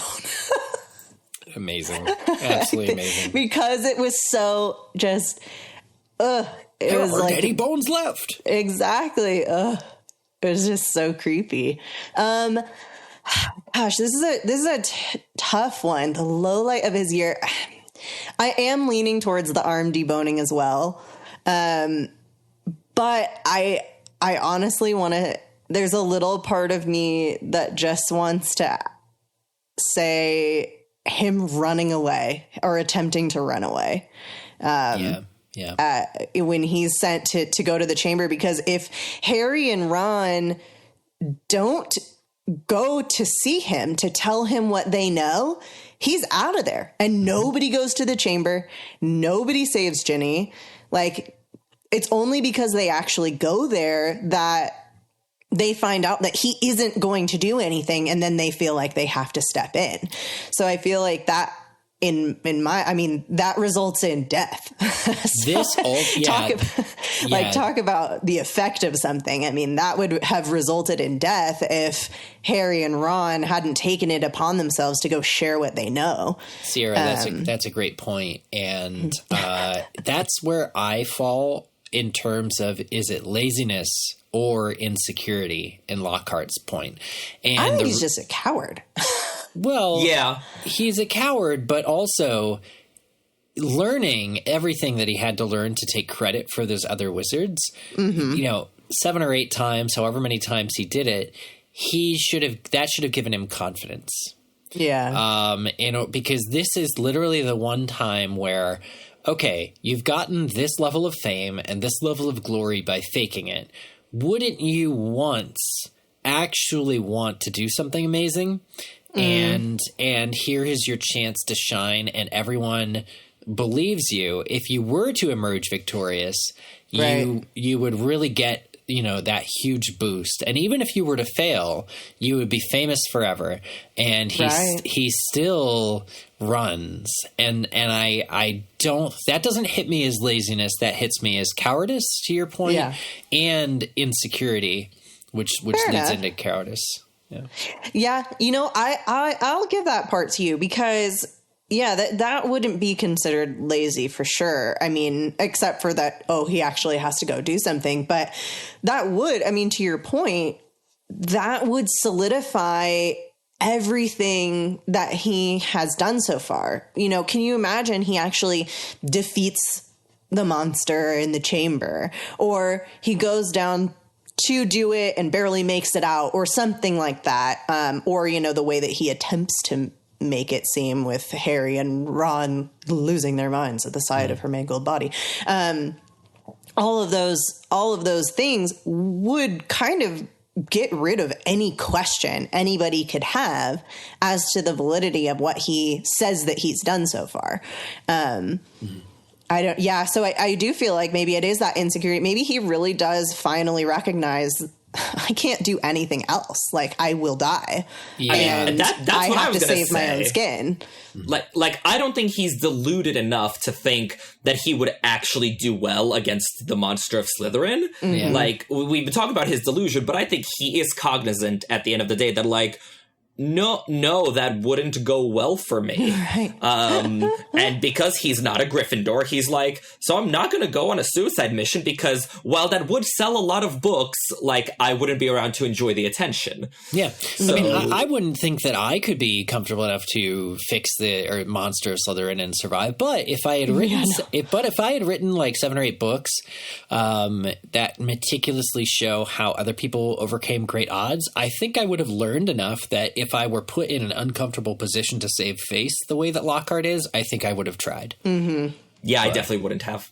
That's okay. That's okay. But yeah. So it's really interesting. But you're right. That's the lowest point, Sarah, because I think that would have resulted in the deaths, and the monsters still would have been loose.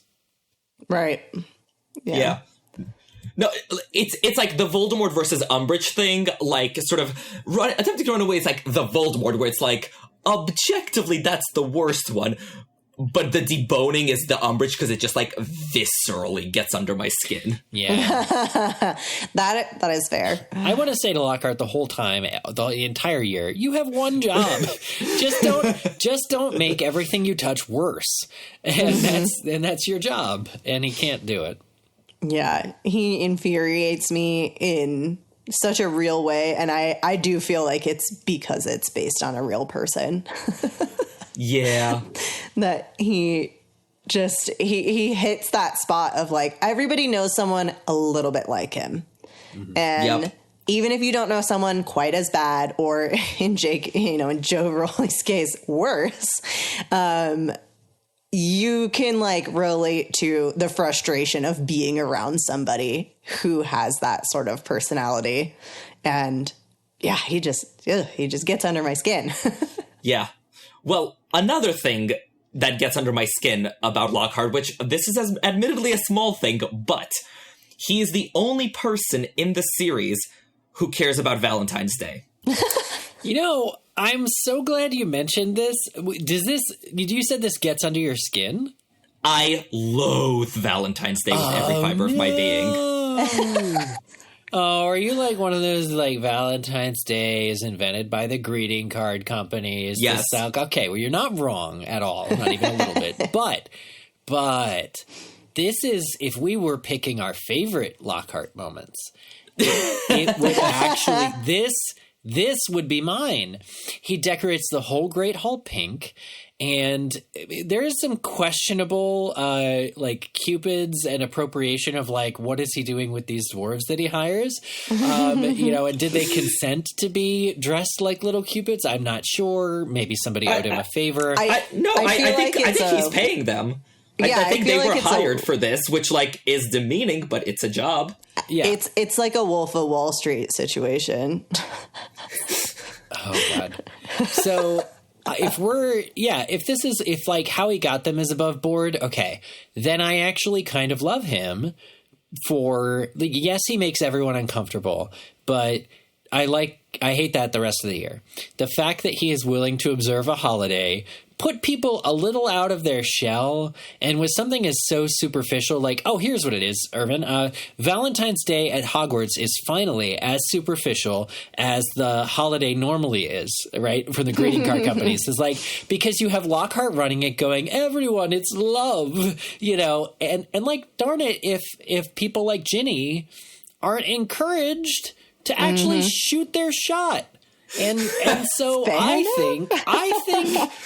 think that there's a lot of joy to be had in what Lockhart does for the school on that day. Okay, Eric, so the reason I loathe Valentine's Day is a very Lockhart reason.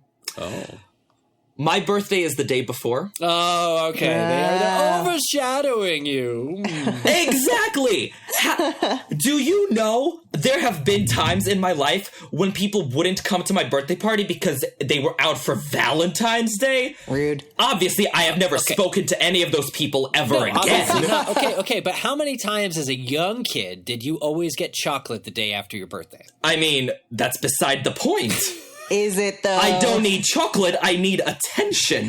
More people than ever would have come to your birthday party were probably forced to give chocolate to everyone in their class that whole year because that's how it used to work. Yeah, Eric, everyone in their class, not just me. What about me? Oh, I see. He needs to be special. This is, and I'm talking to a Hufflepuff here. Okay, interesting.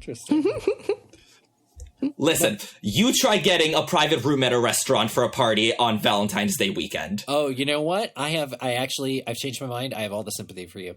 Thank you. That's so true.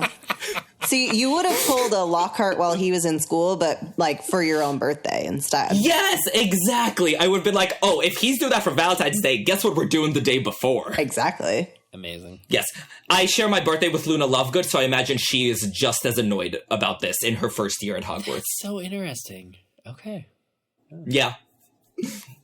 But I will say, for Lockhart's love of Valentine's Day, there is a bit from the Pottermore piece, which, I mean, I dismiss most of it, but I'm not going to lie, I really like this. So when he was at school, he sent himself 800 Valentine's cards one year, which caused such a pileup of owls in the Great Hall that breakfast had to be abandoned. There were far too many feathers and droppings in the porridge. That's the coolest thing I've ever seen. Also, droppings in porridge? Ew. Yeah. But again, faking it till you make it, giving the impression that you are desired and sought after and, oh, who's this getting? Maybe I'll get a Valentine. Oh, no, it's Gilderoy again. Wow, he has a lot of fans. It's such a cool idea. And psychologically it works. He has such a it's a definite vibe, and I've seen other people do this, not to an 800 cards extent. I've seen some people do it in real life, where like if you had the what did we always have, carnations, and you could send a flower to somebody that you like, one of your friends or whatever. It was always a little like fundraiser. I knew people who would send them to themselves so that their name would be called out a bunch of times. And then it's the Mean Girls playbook, right? It's the what? It's the Mean Girls playbook with the candy canes. Oh, yeah, okay. Exactly. Yeah. And even there's an episode of New Girl that's on Valentine's Day and Jess sends herself a Valentine. And like opens it in front of everybody and like reads the card and it's like, oh, from a secret admirer. And everybody's just like, did you send yourself a Valentine's card? No, the worst part is when they see it's like, no. But they're so crafty, right? And like runs off. Oh my God. I love that. Yeah. But you have to admire the dedication. Yeah. For 800 cards to be sent, like that takes a lot of work. Well, not if you have the Geminio charm. Or if you have In magic. I don't know but- that he could do that. I mean, I guess we don't know how old he was at this point, but No, yeah. But, yeah, I mean, I just think it's funny because, like, again, outdoing it or overdoing it, 800 cards, he's detached even then from reality, right? Like, Right. 10 would have sufficed, even evenly spaced, It's like... Oh, another one. You could really play it up at that point. It's like, you could even go like 25. I feel like that's like the cap. It's like 20. Oh my gosh, there's just so many people who just love me so much. I'm so blush, But 800 is like wildly outrageous. Well, how many does he receive for Valentine's Day in Chamber of Secrets? Because he says... I think it's like 76 or something. Yeah, it's like high double digits. It's high. It's, what is it? It's, thank you to the... or maybe it's lower. It might be lower than that. 46. 46. 46. That's it. But that's in the morning. That's in the morning, yeah. The 46 Right. people who have already sent me Valentine's cards, I believe, Says is the he. line. Well, yeah, and that's the thing. Says he. Like, how Who's going to verify did he that? actually get that many? I don't know. That's a lot of people for students to have sent him. I mean, but in fairness, all the girls have a crush on him. Yeah, fair enough. Like, because this is like midway through the year, so like, I think people are growing disenchanted with him, but like not quite enough to overlook his appearance. Right. That's true. Because even Hermione's one of the 46. Right.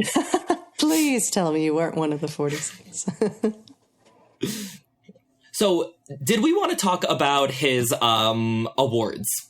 Because, Zara, you've done some excellent awards. And obviously, none of these awards will mean as much as 46 Valentine's Day cards. This is true. 'Cause how you really could can't they? pop that, except for 800.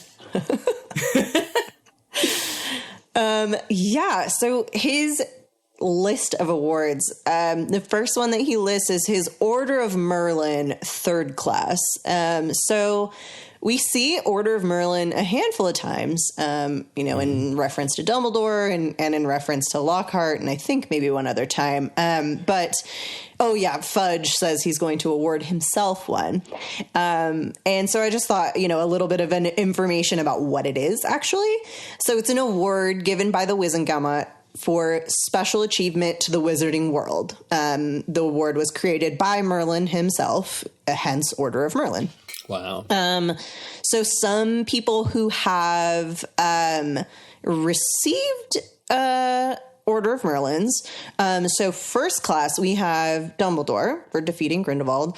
Kind of in apocryphal information, McGonagall and Lupin both received them for their efforts in the Second War. Lupin posthumously, obviously, and he's obviously the only werewolf as well.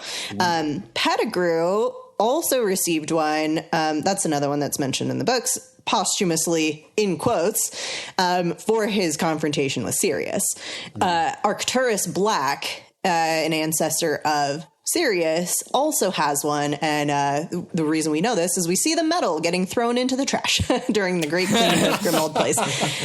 And then technically Fudge has one. He says 2nd class, 1st class if I can wrangle it. So we're not 100% sure on if he actually got that 1st class or if he got the 2nd class. But sorry, you're talking about Snape? No, Fudge. Well, Fudge says that to Snape. Yeah, Fudge was saying... In Prisoner of Azkaban. Oh, sorry, yes. Yeah. Mm-hmm. At the end of Prisoner. No, but I thought there was one in the... Oh, gosh. I swear there was another point where he was going to award himself one as well. Because there was the one with Snape. It's in Pottermore. The Pottermore article says that Cornelius Fudge awarded himself an Order of Merlin for a career that many considered less than distinguished. Oh, okay. That's gross that you can award yourself that. Yeah. Yeah.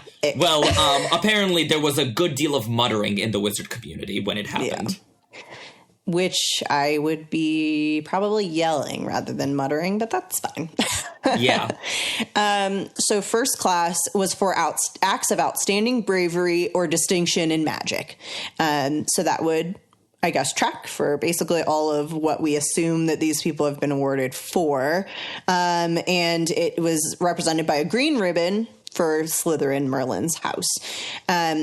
The second class, which has a purple ribbon, is for achievement or endeavor beyond the ordinary. And according to apocryphal stuff and potentially in the book as well, Newt Scamander has a second class for his study of magizoology. I can't remember if that's mentioned in Fantastic Beasts anywhere, the original textbook, but that is the only one that we know of with second class. The third class is a white ribbon for those who have made a contribution to our store of knowledge or entertainment.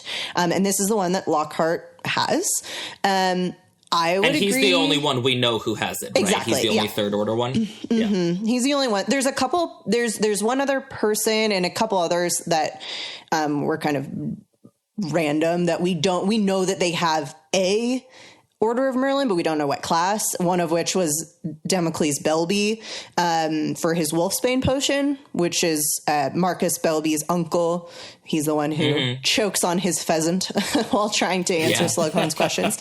And they have no communication with each other, so we don't know any more than that. But back to third class, I argue that under the definition of contribution to our store of knowledge or entertainment, Lockhart deserves this because even though he didn't do any of the things that he took credit for, he did put all that knowledge out to the masses. And as he states, others probably wouldn't have read all that information about banshees and other creatures if the original people had put that information out. So he's really getting, by using his own fame and putting all that information out into the world, he does contribute to the store of knowledge that's out there. And I mean, even if regardless, he really is just here for our entertainment. So, wow. It's like the actors who get awards for, and not acting awards, but like humanitarian awards and stuff. And it's like, well, the man knows how to sell books, and congratulations, you've sold books.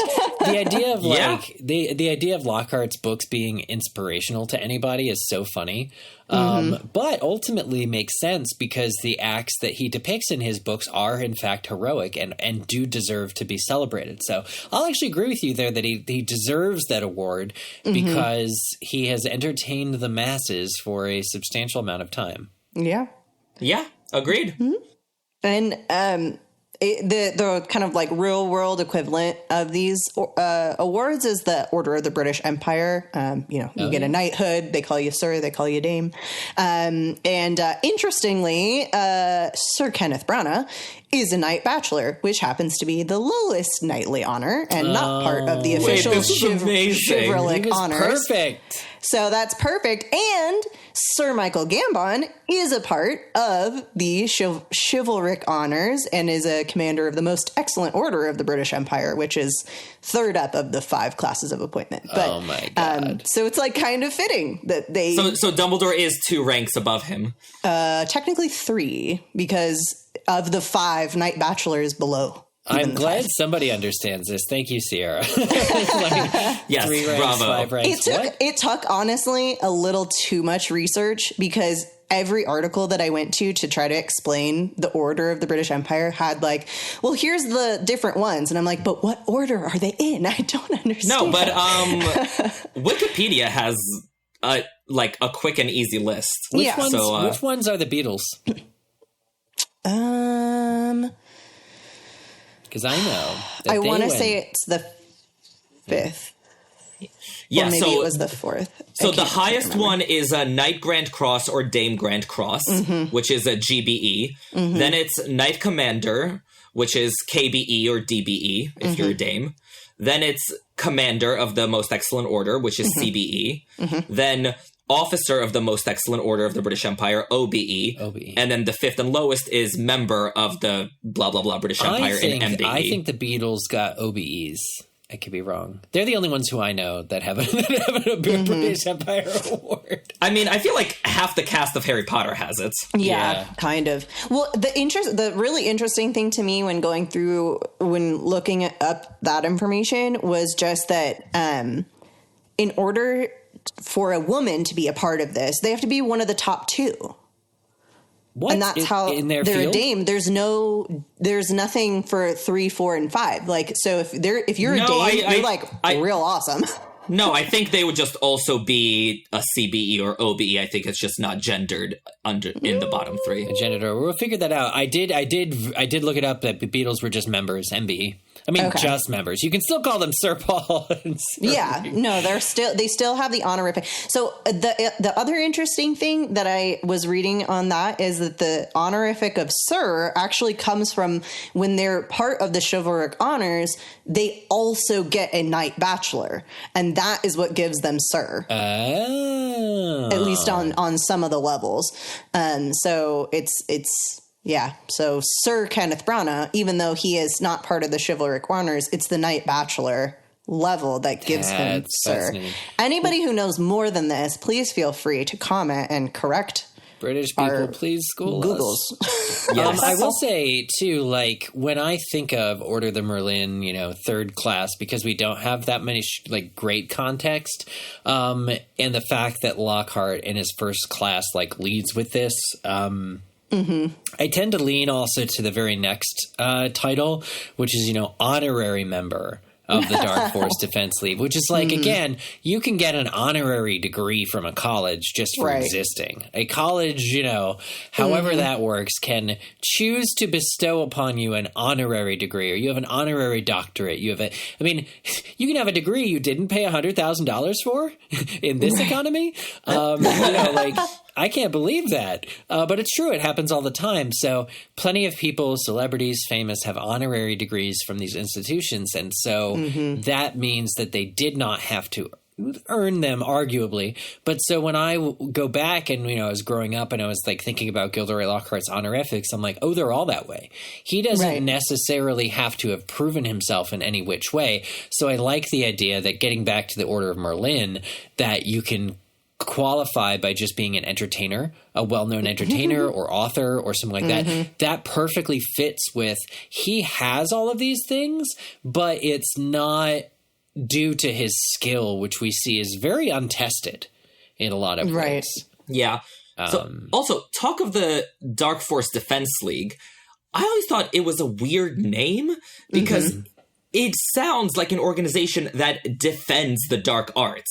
It's not Defense Against Dark Forces League. It's the Dark Force Defense League. And I was like, is this supposed to be a clue that maybe it's not all on the up and up with Lockhart? Oh. See, I thought it was actually a Star Wars crossover there, the Dark Force Defense League. They're trying to defend against the Force. I want to know so much more about this. There's really not. I mean, we only hear about it twice. The fact that Lockhart's an honorary member in his introduction, and then in Rita Skeeter's article, Harry Potter Disturbed and Dangerous, which is the one right before the third task. She quotes an anonymous member of the Dark Force Defense League, who states that he would be highly suspicious of anybody who could converse with snakes, as serpents are often used in the worst kinds of dark magic and are historically associated with evildoers. And we don't know anything else about this whole league. We know that anonymous member can't be Lockhart because he's already obliviated in St. Mungo's, but how do you become a member of this league? How do you become an honorary member of the league? Also, where the was this league? You'd think when Voldemort's running around murdering people, the Dark Force Defense League would be relevant. Right? And we hear zip zero zilch, these shady mother truckers. I agree. That's maybe the Dark Force Defense League is the name of a band or something. Oh my gosh, that would be amazing. The Weird Sisters aren't actually sisters. It's like that. Right. Yeah. Oh my gosh, that would be Now it is. And then what? Now The it's banned. final A lot one of questions. is what? Which weekly's most charming? The smile? final and most important one, the one that Lockhart actually earned for sure. Which weekly's most charming smile award, which he has won 5 times in a row. 5 times in a row. Well, which is wild. look, all I'm going to say is the competition range among Britain. All right, moving on. They have So wizarding Eric is the one who's dentistry. going to offend an entire country's worth of listeners for us. There you Okay, go. Sam, They thanks have you. wizarding dentistry. Oh yeah, Hermione's And I think parents. Hermione's parents would also take offense to that. Right. Well, okay, all right. So here's the thing. I equate this with People Magazine's Sexiest Man Alive, right? Which is what Yes. it's People or Time. No, it's People. People. It's depending on what the vetting process is, it is sometimes user generated or user submitted. And True. they'll release a poll. Well, Lockhart is the kind of savvy celebrity who would actively keep up those relationships. Like he answers his fan mail. Yeah. And so he would actually encourage the Gladys Gudgeons of the world to submit 800 votes for him anonymously. He would campaign. He would campaign. Yeah, he would. Seek it. Exactly. And Yeah. so I think that what we've actually uncovered in looking deeper at his awards is a level of hustle that he takes to maintaining those accolades. Mm-hmm. Yes. Yeah, I still am just hung up on the fact that it's 5 years though. Like 5 years in a row is insane. Because you're talking People's Sexiest Man Alive. There's only 4 people who have ever won that award twice. Sierra, I respect how much research you've done. Thank you. I respect your research into People's Sexiest Men Alive. Thank you for your service to this I podcast. was taking one for the team. But there are a lot of men in the world that people choose to diversify that, people, but the wizarding world community is small. That's the other aspect. Like there are so much fewer wizards. And so, it's possible, it's very likely that no celebrity with better teeth has just shown up in the last 5 years. Yeah. I will give you that. So my follow-up questions about this award, I like the specificity that it's the most charming smile award. It's not just something nebulous like Sexiest Man. So are there other categories here? Is there Witch Weekly's Best Hair Award? Is there a Witch Weekly's Most Soulful Eyes Award? Yeah. Is there a Witch Weekly's Most Defined Six-Pack Award? And if you win all 4, is it the EGOT of Witch Weekly's admiration? Yes, Oh absolutely. my gosh. Oh my God. I would not be surprised, to be honest. Considering the only other, there's not much information we have about Witch Weekly other than they have this award and Molly reads them and there's and there's other things like that. I feel like it's basically Cosmo. Yeah. And Gilderoy Lockhart's actual secret ambition is to win the Witch Weekly EGOT. Yeah. Let's be honest. I love that. And Sierra, you came up with what this all adds up to. Yes, this all adds up to our 7 ingredients of today's special. 1, 2, 3, 4, 5, 6, 7. All of his many awards. Order of Merlin, 3rd class, honorary member of the Dark Force Defense League, and 5-time winner of Witch Weekly's Most Charming Smile Award. That's 7, guys. It might be 3, but it's 7. That's cool. Bravo. Yeah. Because, we were thinking we could go with, the 7 books that he assigns for his class, because there are 7 of those, and I think I mentioned those in one of my essays as, a set of 7, but I like yours way better. Because it's all about the technicalities. Yes. Something that we talked about that I want to go back to is we considered the possibility that Lockhart's books were inspirational to people. Or oh God, in spite of themselves, right? Yeah. But this really does raise the question I know we have in the document of what did the students learn from Lockhart? And I like to think about this question. I like this question a lot. Yes.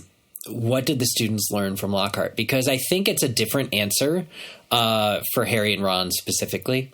I couldn't necessarily speculate what the whole school learns from Lockhart. The thing is, it's funny because Lockhart is a perfectly fine teacher when you're in second grade and nothing matters.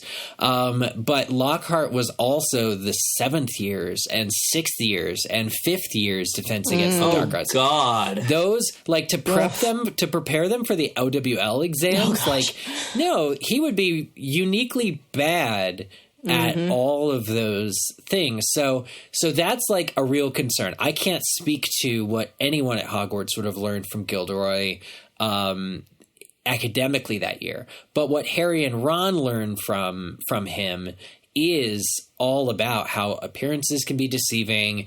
Cowards are everywhere. They come from every house, every flavor. And usually, like, also they learn follow your gut. Ron knew something was off with Lockhart from day one. He wasn't emotionally intelligent enough to process it and separate it out from his, like, jealousy to realize something had to be done until his sister was literally dying in the chamber. But, you know, nevertheless, it's useful advice. And I think that Ron and Harry are forever changed by Lockhart raising his wand on them. They would have lost everything. They knew not to kind of trust teachers again after that, too. Yeah. So that makes a lot of sense for Harry and Ron, but I actually think there's a more important lesson here for Harry and Ron, but also especially for Hermione to learn, which is that books can be misleading, said Lockhart delicately. So I have to give a shout out to David Martin, who wrote an amazing essay that we're going to link about the role of books in the Hogwarts saga. But one of the arcs of the series is that Harry, Ron, and Hermione, and sort of by extension the reader of the Harry Potter books, is becoming a more savvy reader and consumer of information as the series goes. And Lockhart is integral to this. Yeah. Because, you know, the reason for Hermione's blindness, like, it's easy to attribute it because she has a crush on Lockhart and he's good looking, and that's definitely part of it. But part of it is also Hermione just, like, implicitly and unquestioningly trusts books. Yeah. She has an uncritical faith in whatever she reads. If it's in a book, it must be true, it must be valid. And therefore, anyone who writes books, any author, is therefore right and, you know, flawless, correct, and worth listening to. Yeah. And it is Lockhart, like, not anyone else, but Lockhart, who disabuses her of that notion. I think after the Lockhart fiasco, she becomes a much more critical reader and thinker, and it really prepares her and Harry and Ron for stuff like Rita Skeeter's articles, where, like, there's valuable information to be gleaned, just like there is in Lockhart's books, but you can't, like, unquestioningly take it all as gospel. Yeah. And I think that's the biggest lesson Lockhart teaches us. Amazing. Yeah. That's great. Yeah, definitely. Because, you know, even though Lockhart's books might have had valid information, they're definitely embellished. They're, you know, Hollywoodized, essentially, so that he can sell more of himself. You know, half of his books are clearly just about him, with the quiz that he gives on the first day. Right. Has his, like, my favorite color is lilac. It's like, what does that have to do with, you know, wandering with a werewolf? I don't know. It sets the mood. It provides context, lets you know, get to know your protagonist. It's one of those things where it's like, you have to think for yourself. I mean, I think this is a very big book. I mean, it's a very big book for not necessarily trusting everything that you read. I mean, even Arthur has his line of, don't trust anything that can think for itself if you can't see where it keeps its brain. And I would argue that plus books can be misleading. I mean, obviously, put those two together and you have the diary.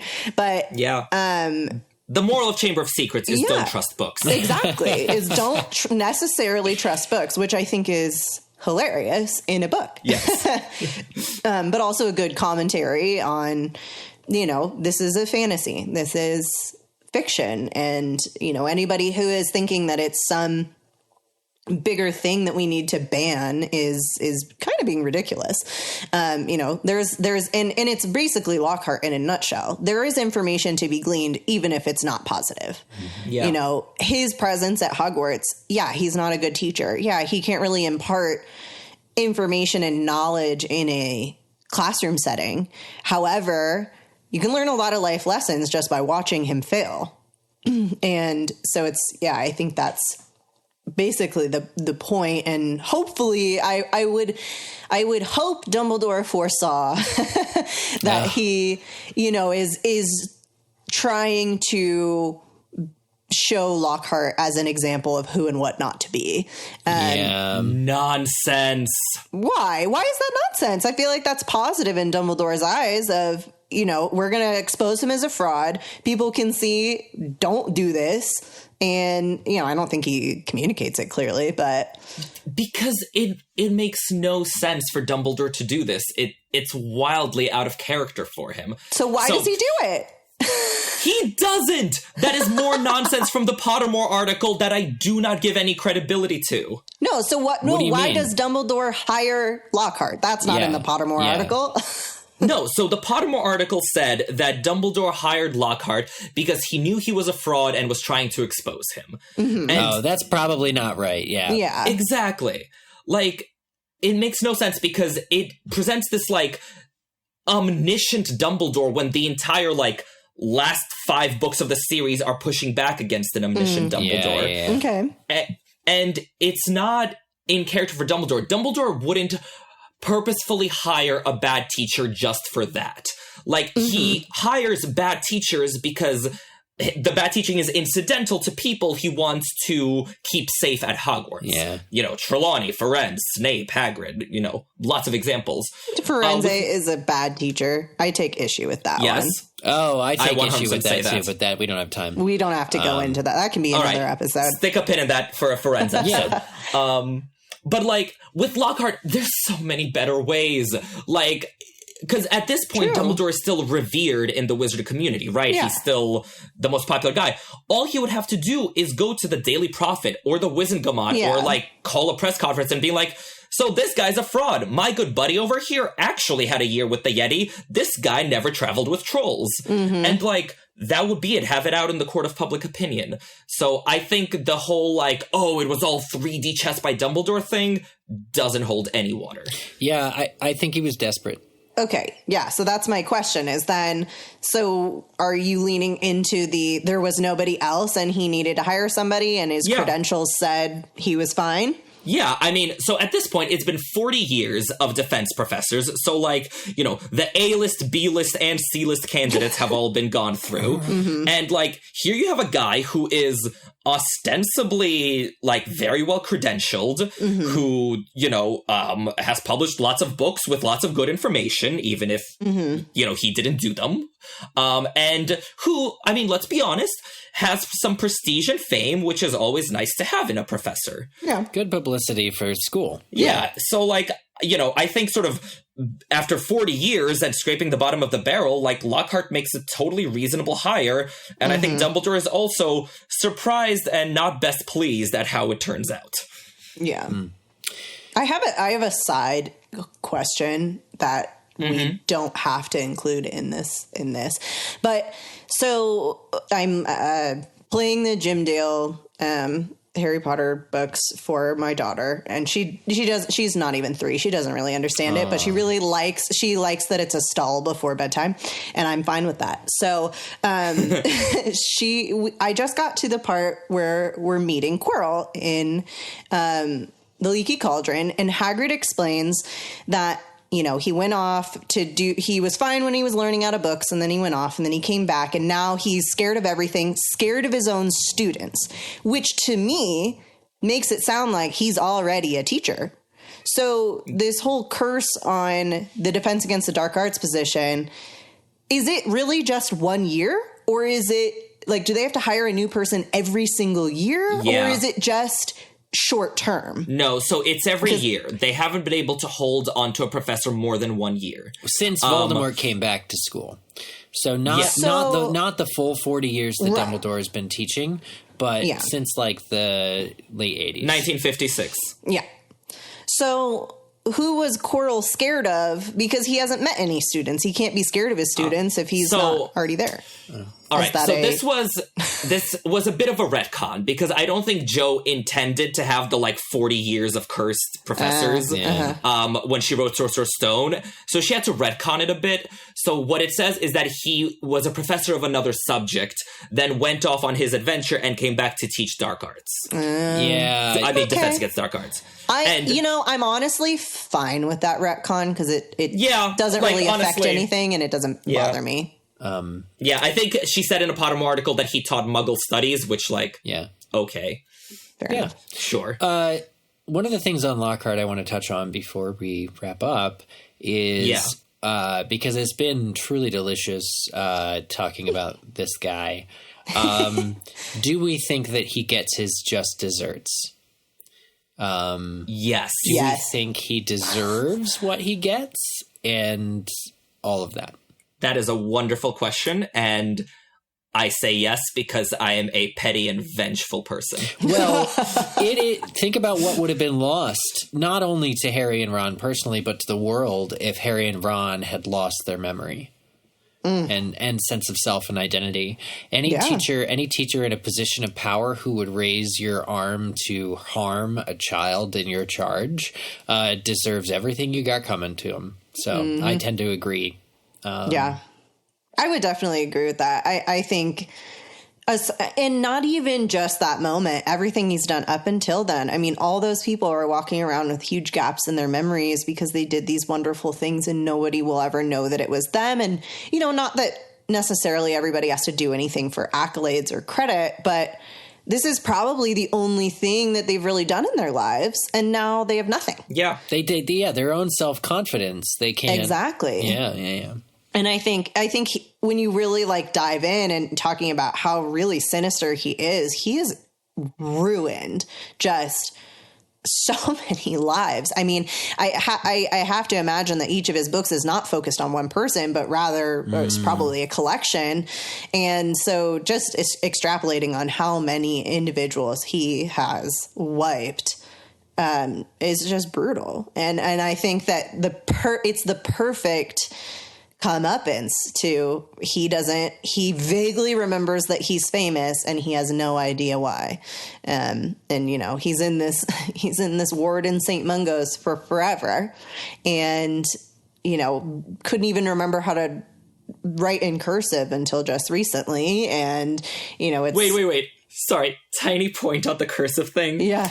So cursive isn't really being taught in schools anymore, I heard, which, I take as a personal affront, but yeah. So do you think young readers, reading Harry Potter, are going to be genuinely impressed that Lockhart's learned cursive in 2 years? Oh, maybe. No, I hadn't even thought about that. Good for him. I like that a lot. Right. That's his newest greatest achievement. Yeah, he can write in cursive. Nothing but respect. Yeah. Oh, my gosh. Sorry, carry on. No, that's fine. That's funny. When talking about Lockhart in St. Mungo's, I also like this tidbit that the name of the ward that he is in is the Janus Thickey Award. And this idea here, it's written in the notes, Janus Thickey faked his death via Lethifold attack, but was then found living 5 miles away with the landlady of a pub. So the scam artist, which is Gilderoy Lockhart, lives in a ward named after a scam artist. Yep. Oh, it's beautiful. It's perfect. Poetry. Yeah. It's so great. Dramatic irony. And because Jo Rowling is also a very petty person sometimes, she told us what happens to Lockhart. In the Bloomsbury Live chat in 2007, a fan asked her, will Lockhart ever recover? And she said, no, nor would I want him to. He's happy where he is, and I'm happier without him. Amazing. Perfect. Right? Yeah. Oh, it's so good. He is, though. He's so happy. Yeah, ignorance is bliss. Yeah. Unless you know you're ignorant. Yeah. And his books live on, which is true. All you could want as an author, because even when Hermione's packing up all her books in Deathly Hallows, right? Yeah. She takes some of Lockhart's books with her. Yeah, I think she takes with the banshee. Break with a banshee. Yeah, the break with banshee. a banshee. But she definitely tosses out travels with trolls, though. But I think she deliberated on it for a little bit. Yes, and I have a theory for this. I think it's because Hermione thinks they're already experts at fighting trolls. They're like, please, we handled Right. that at 11. We don't need Lockhart's guidance. Exactly. That's- They haven't fought any banshees yet, so she's going to keep the books around. Fair enough. Hey, Irvin. Yeah? What's playing on the pub's jukebox today? Sierra, I'm so glad you asked. Today is one of my absolute favorite Wizard Rock songs. It's so good. It's called Important Lessons by Marked as His Equal. And this, I'm sorry because it will get stuck in your head for weeks on end, but it's just the perfect Lockhart song. I've got perfect teeth and I've got perfect hair, and when I walk, I seem to float on air. Where there's trouble, that's where I'll go, and I'm Witch Weekly's most charming smile 5 times in a row. Like, it's so perfect. So give it a listen. This is Marked as His Equal. Defense against the dark arts is the most important class to which you'll ever go. That is why I'm here. I'm here to teach you everything that I know.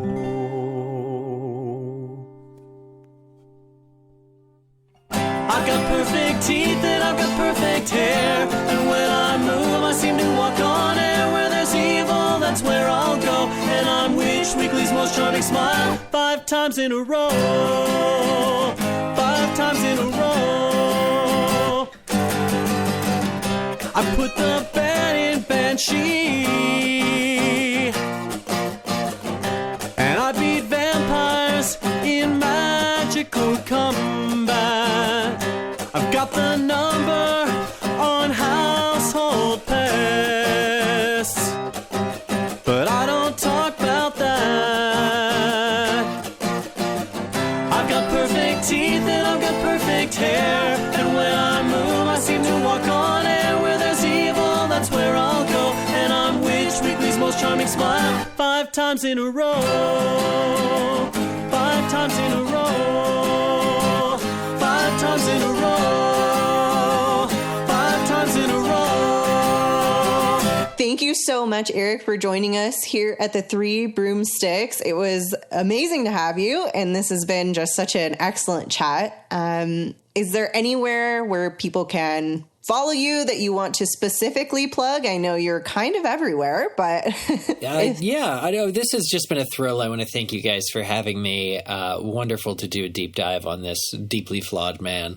But yes, you can find me. I'm mostly, I guess, on Twitter at Spielerman, SPIELERMAN. And my podcast, MuggleCast, is weekly. If you haven't listened in a while, or if you're shocked because you used to listen, you weren't sure we're still around, we are still around. And we're going through Goblet of Fire right now. So that's going to be the main topic for the next several months. Looking really forward to it. Oh my god, I just saw the autocorrect. yeah.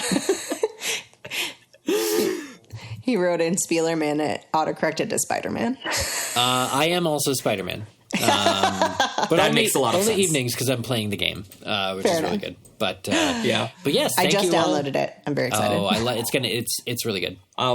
Eric, from one Lockhart to another, it's been such a pleasure. Thank you so much for joining us. Oh, you. Oh, us. We, Oh, us. The, yes, it's been a deep pleasure. Thank you so much. And I would love to come back sometime. Oh, we would love to have you back. You'll be hearing from us. Okay. Listeners, if you would like to buy us the next round of drinks, like, say, Lockhart's favorite drink, Ogden's Old Fire Whiskey, please head on over to patreon.com/3broomsticks with the numeral 3 to sign up. We're offering bonus content, chats with the hosts, and on-episode shoutouts to our patrons.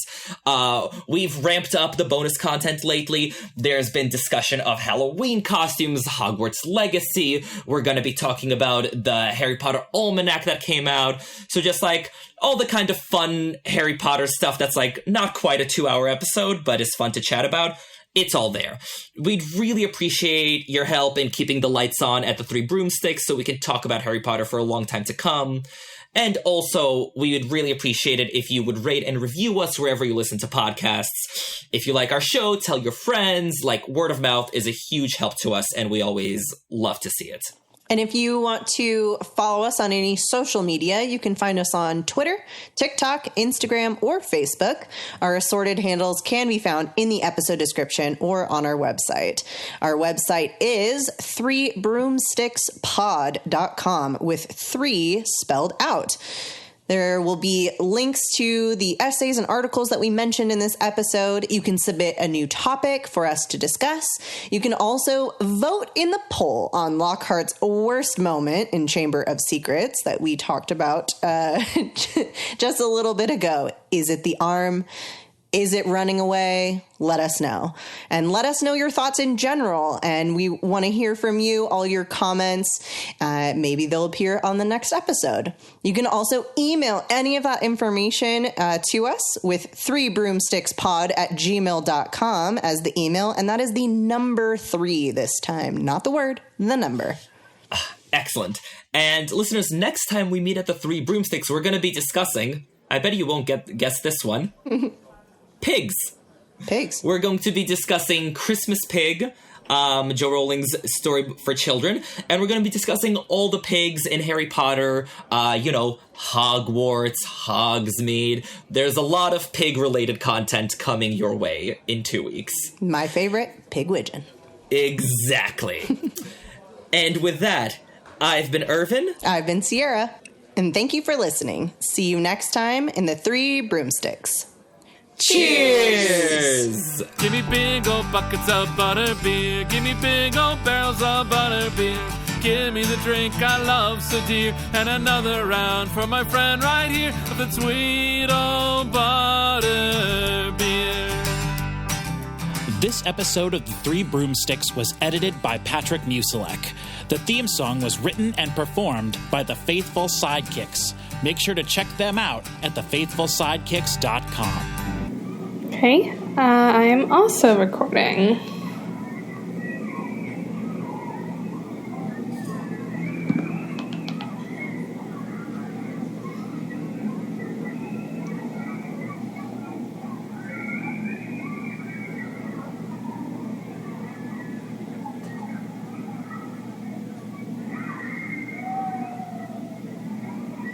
Pros and cons of focusing on one spell your whole life.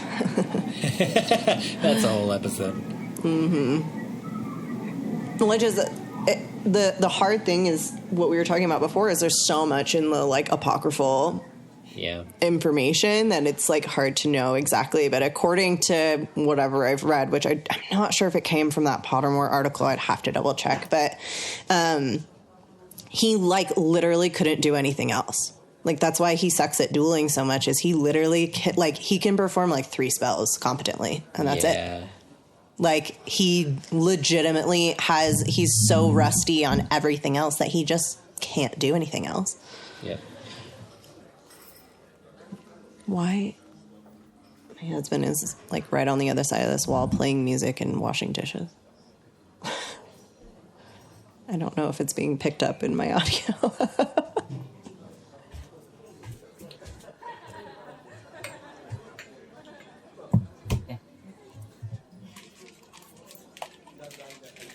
Okay, I'm back when you are. All right. I'm here. Can you hear anything in my background? No. Okay, well I know that just got picked up in the audio. My husband's right on the other side of this wall, washing dishes, running the disposal, and listening to music.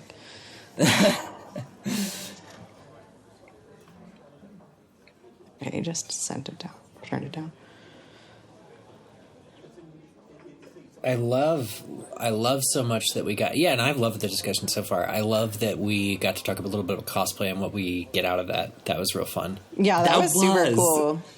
No, Eric, I'm not gonna lie, we've had this planned of, Lockhart discussion, Eric as the guest, sort of from the word go. No, I'm thrilled. I'm so glad everyone could make this your name time. with a question mark has been on that spreadsheet. I love. Okay, so... I'm gonna text my husband and just say, can you stop doing dishes, please?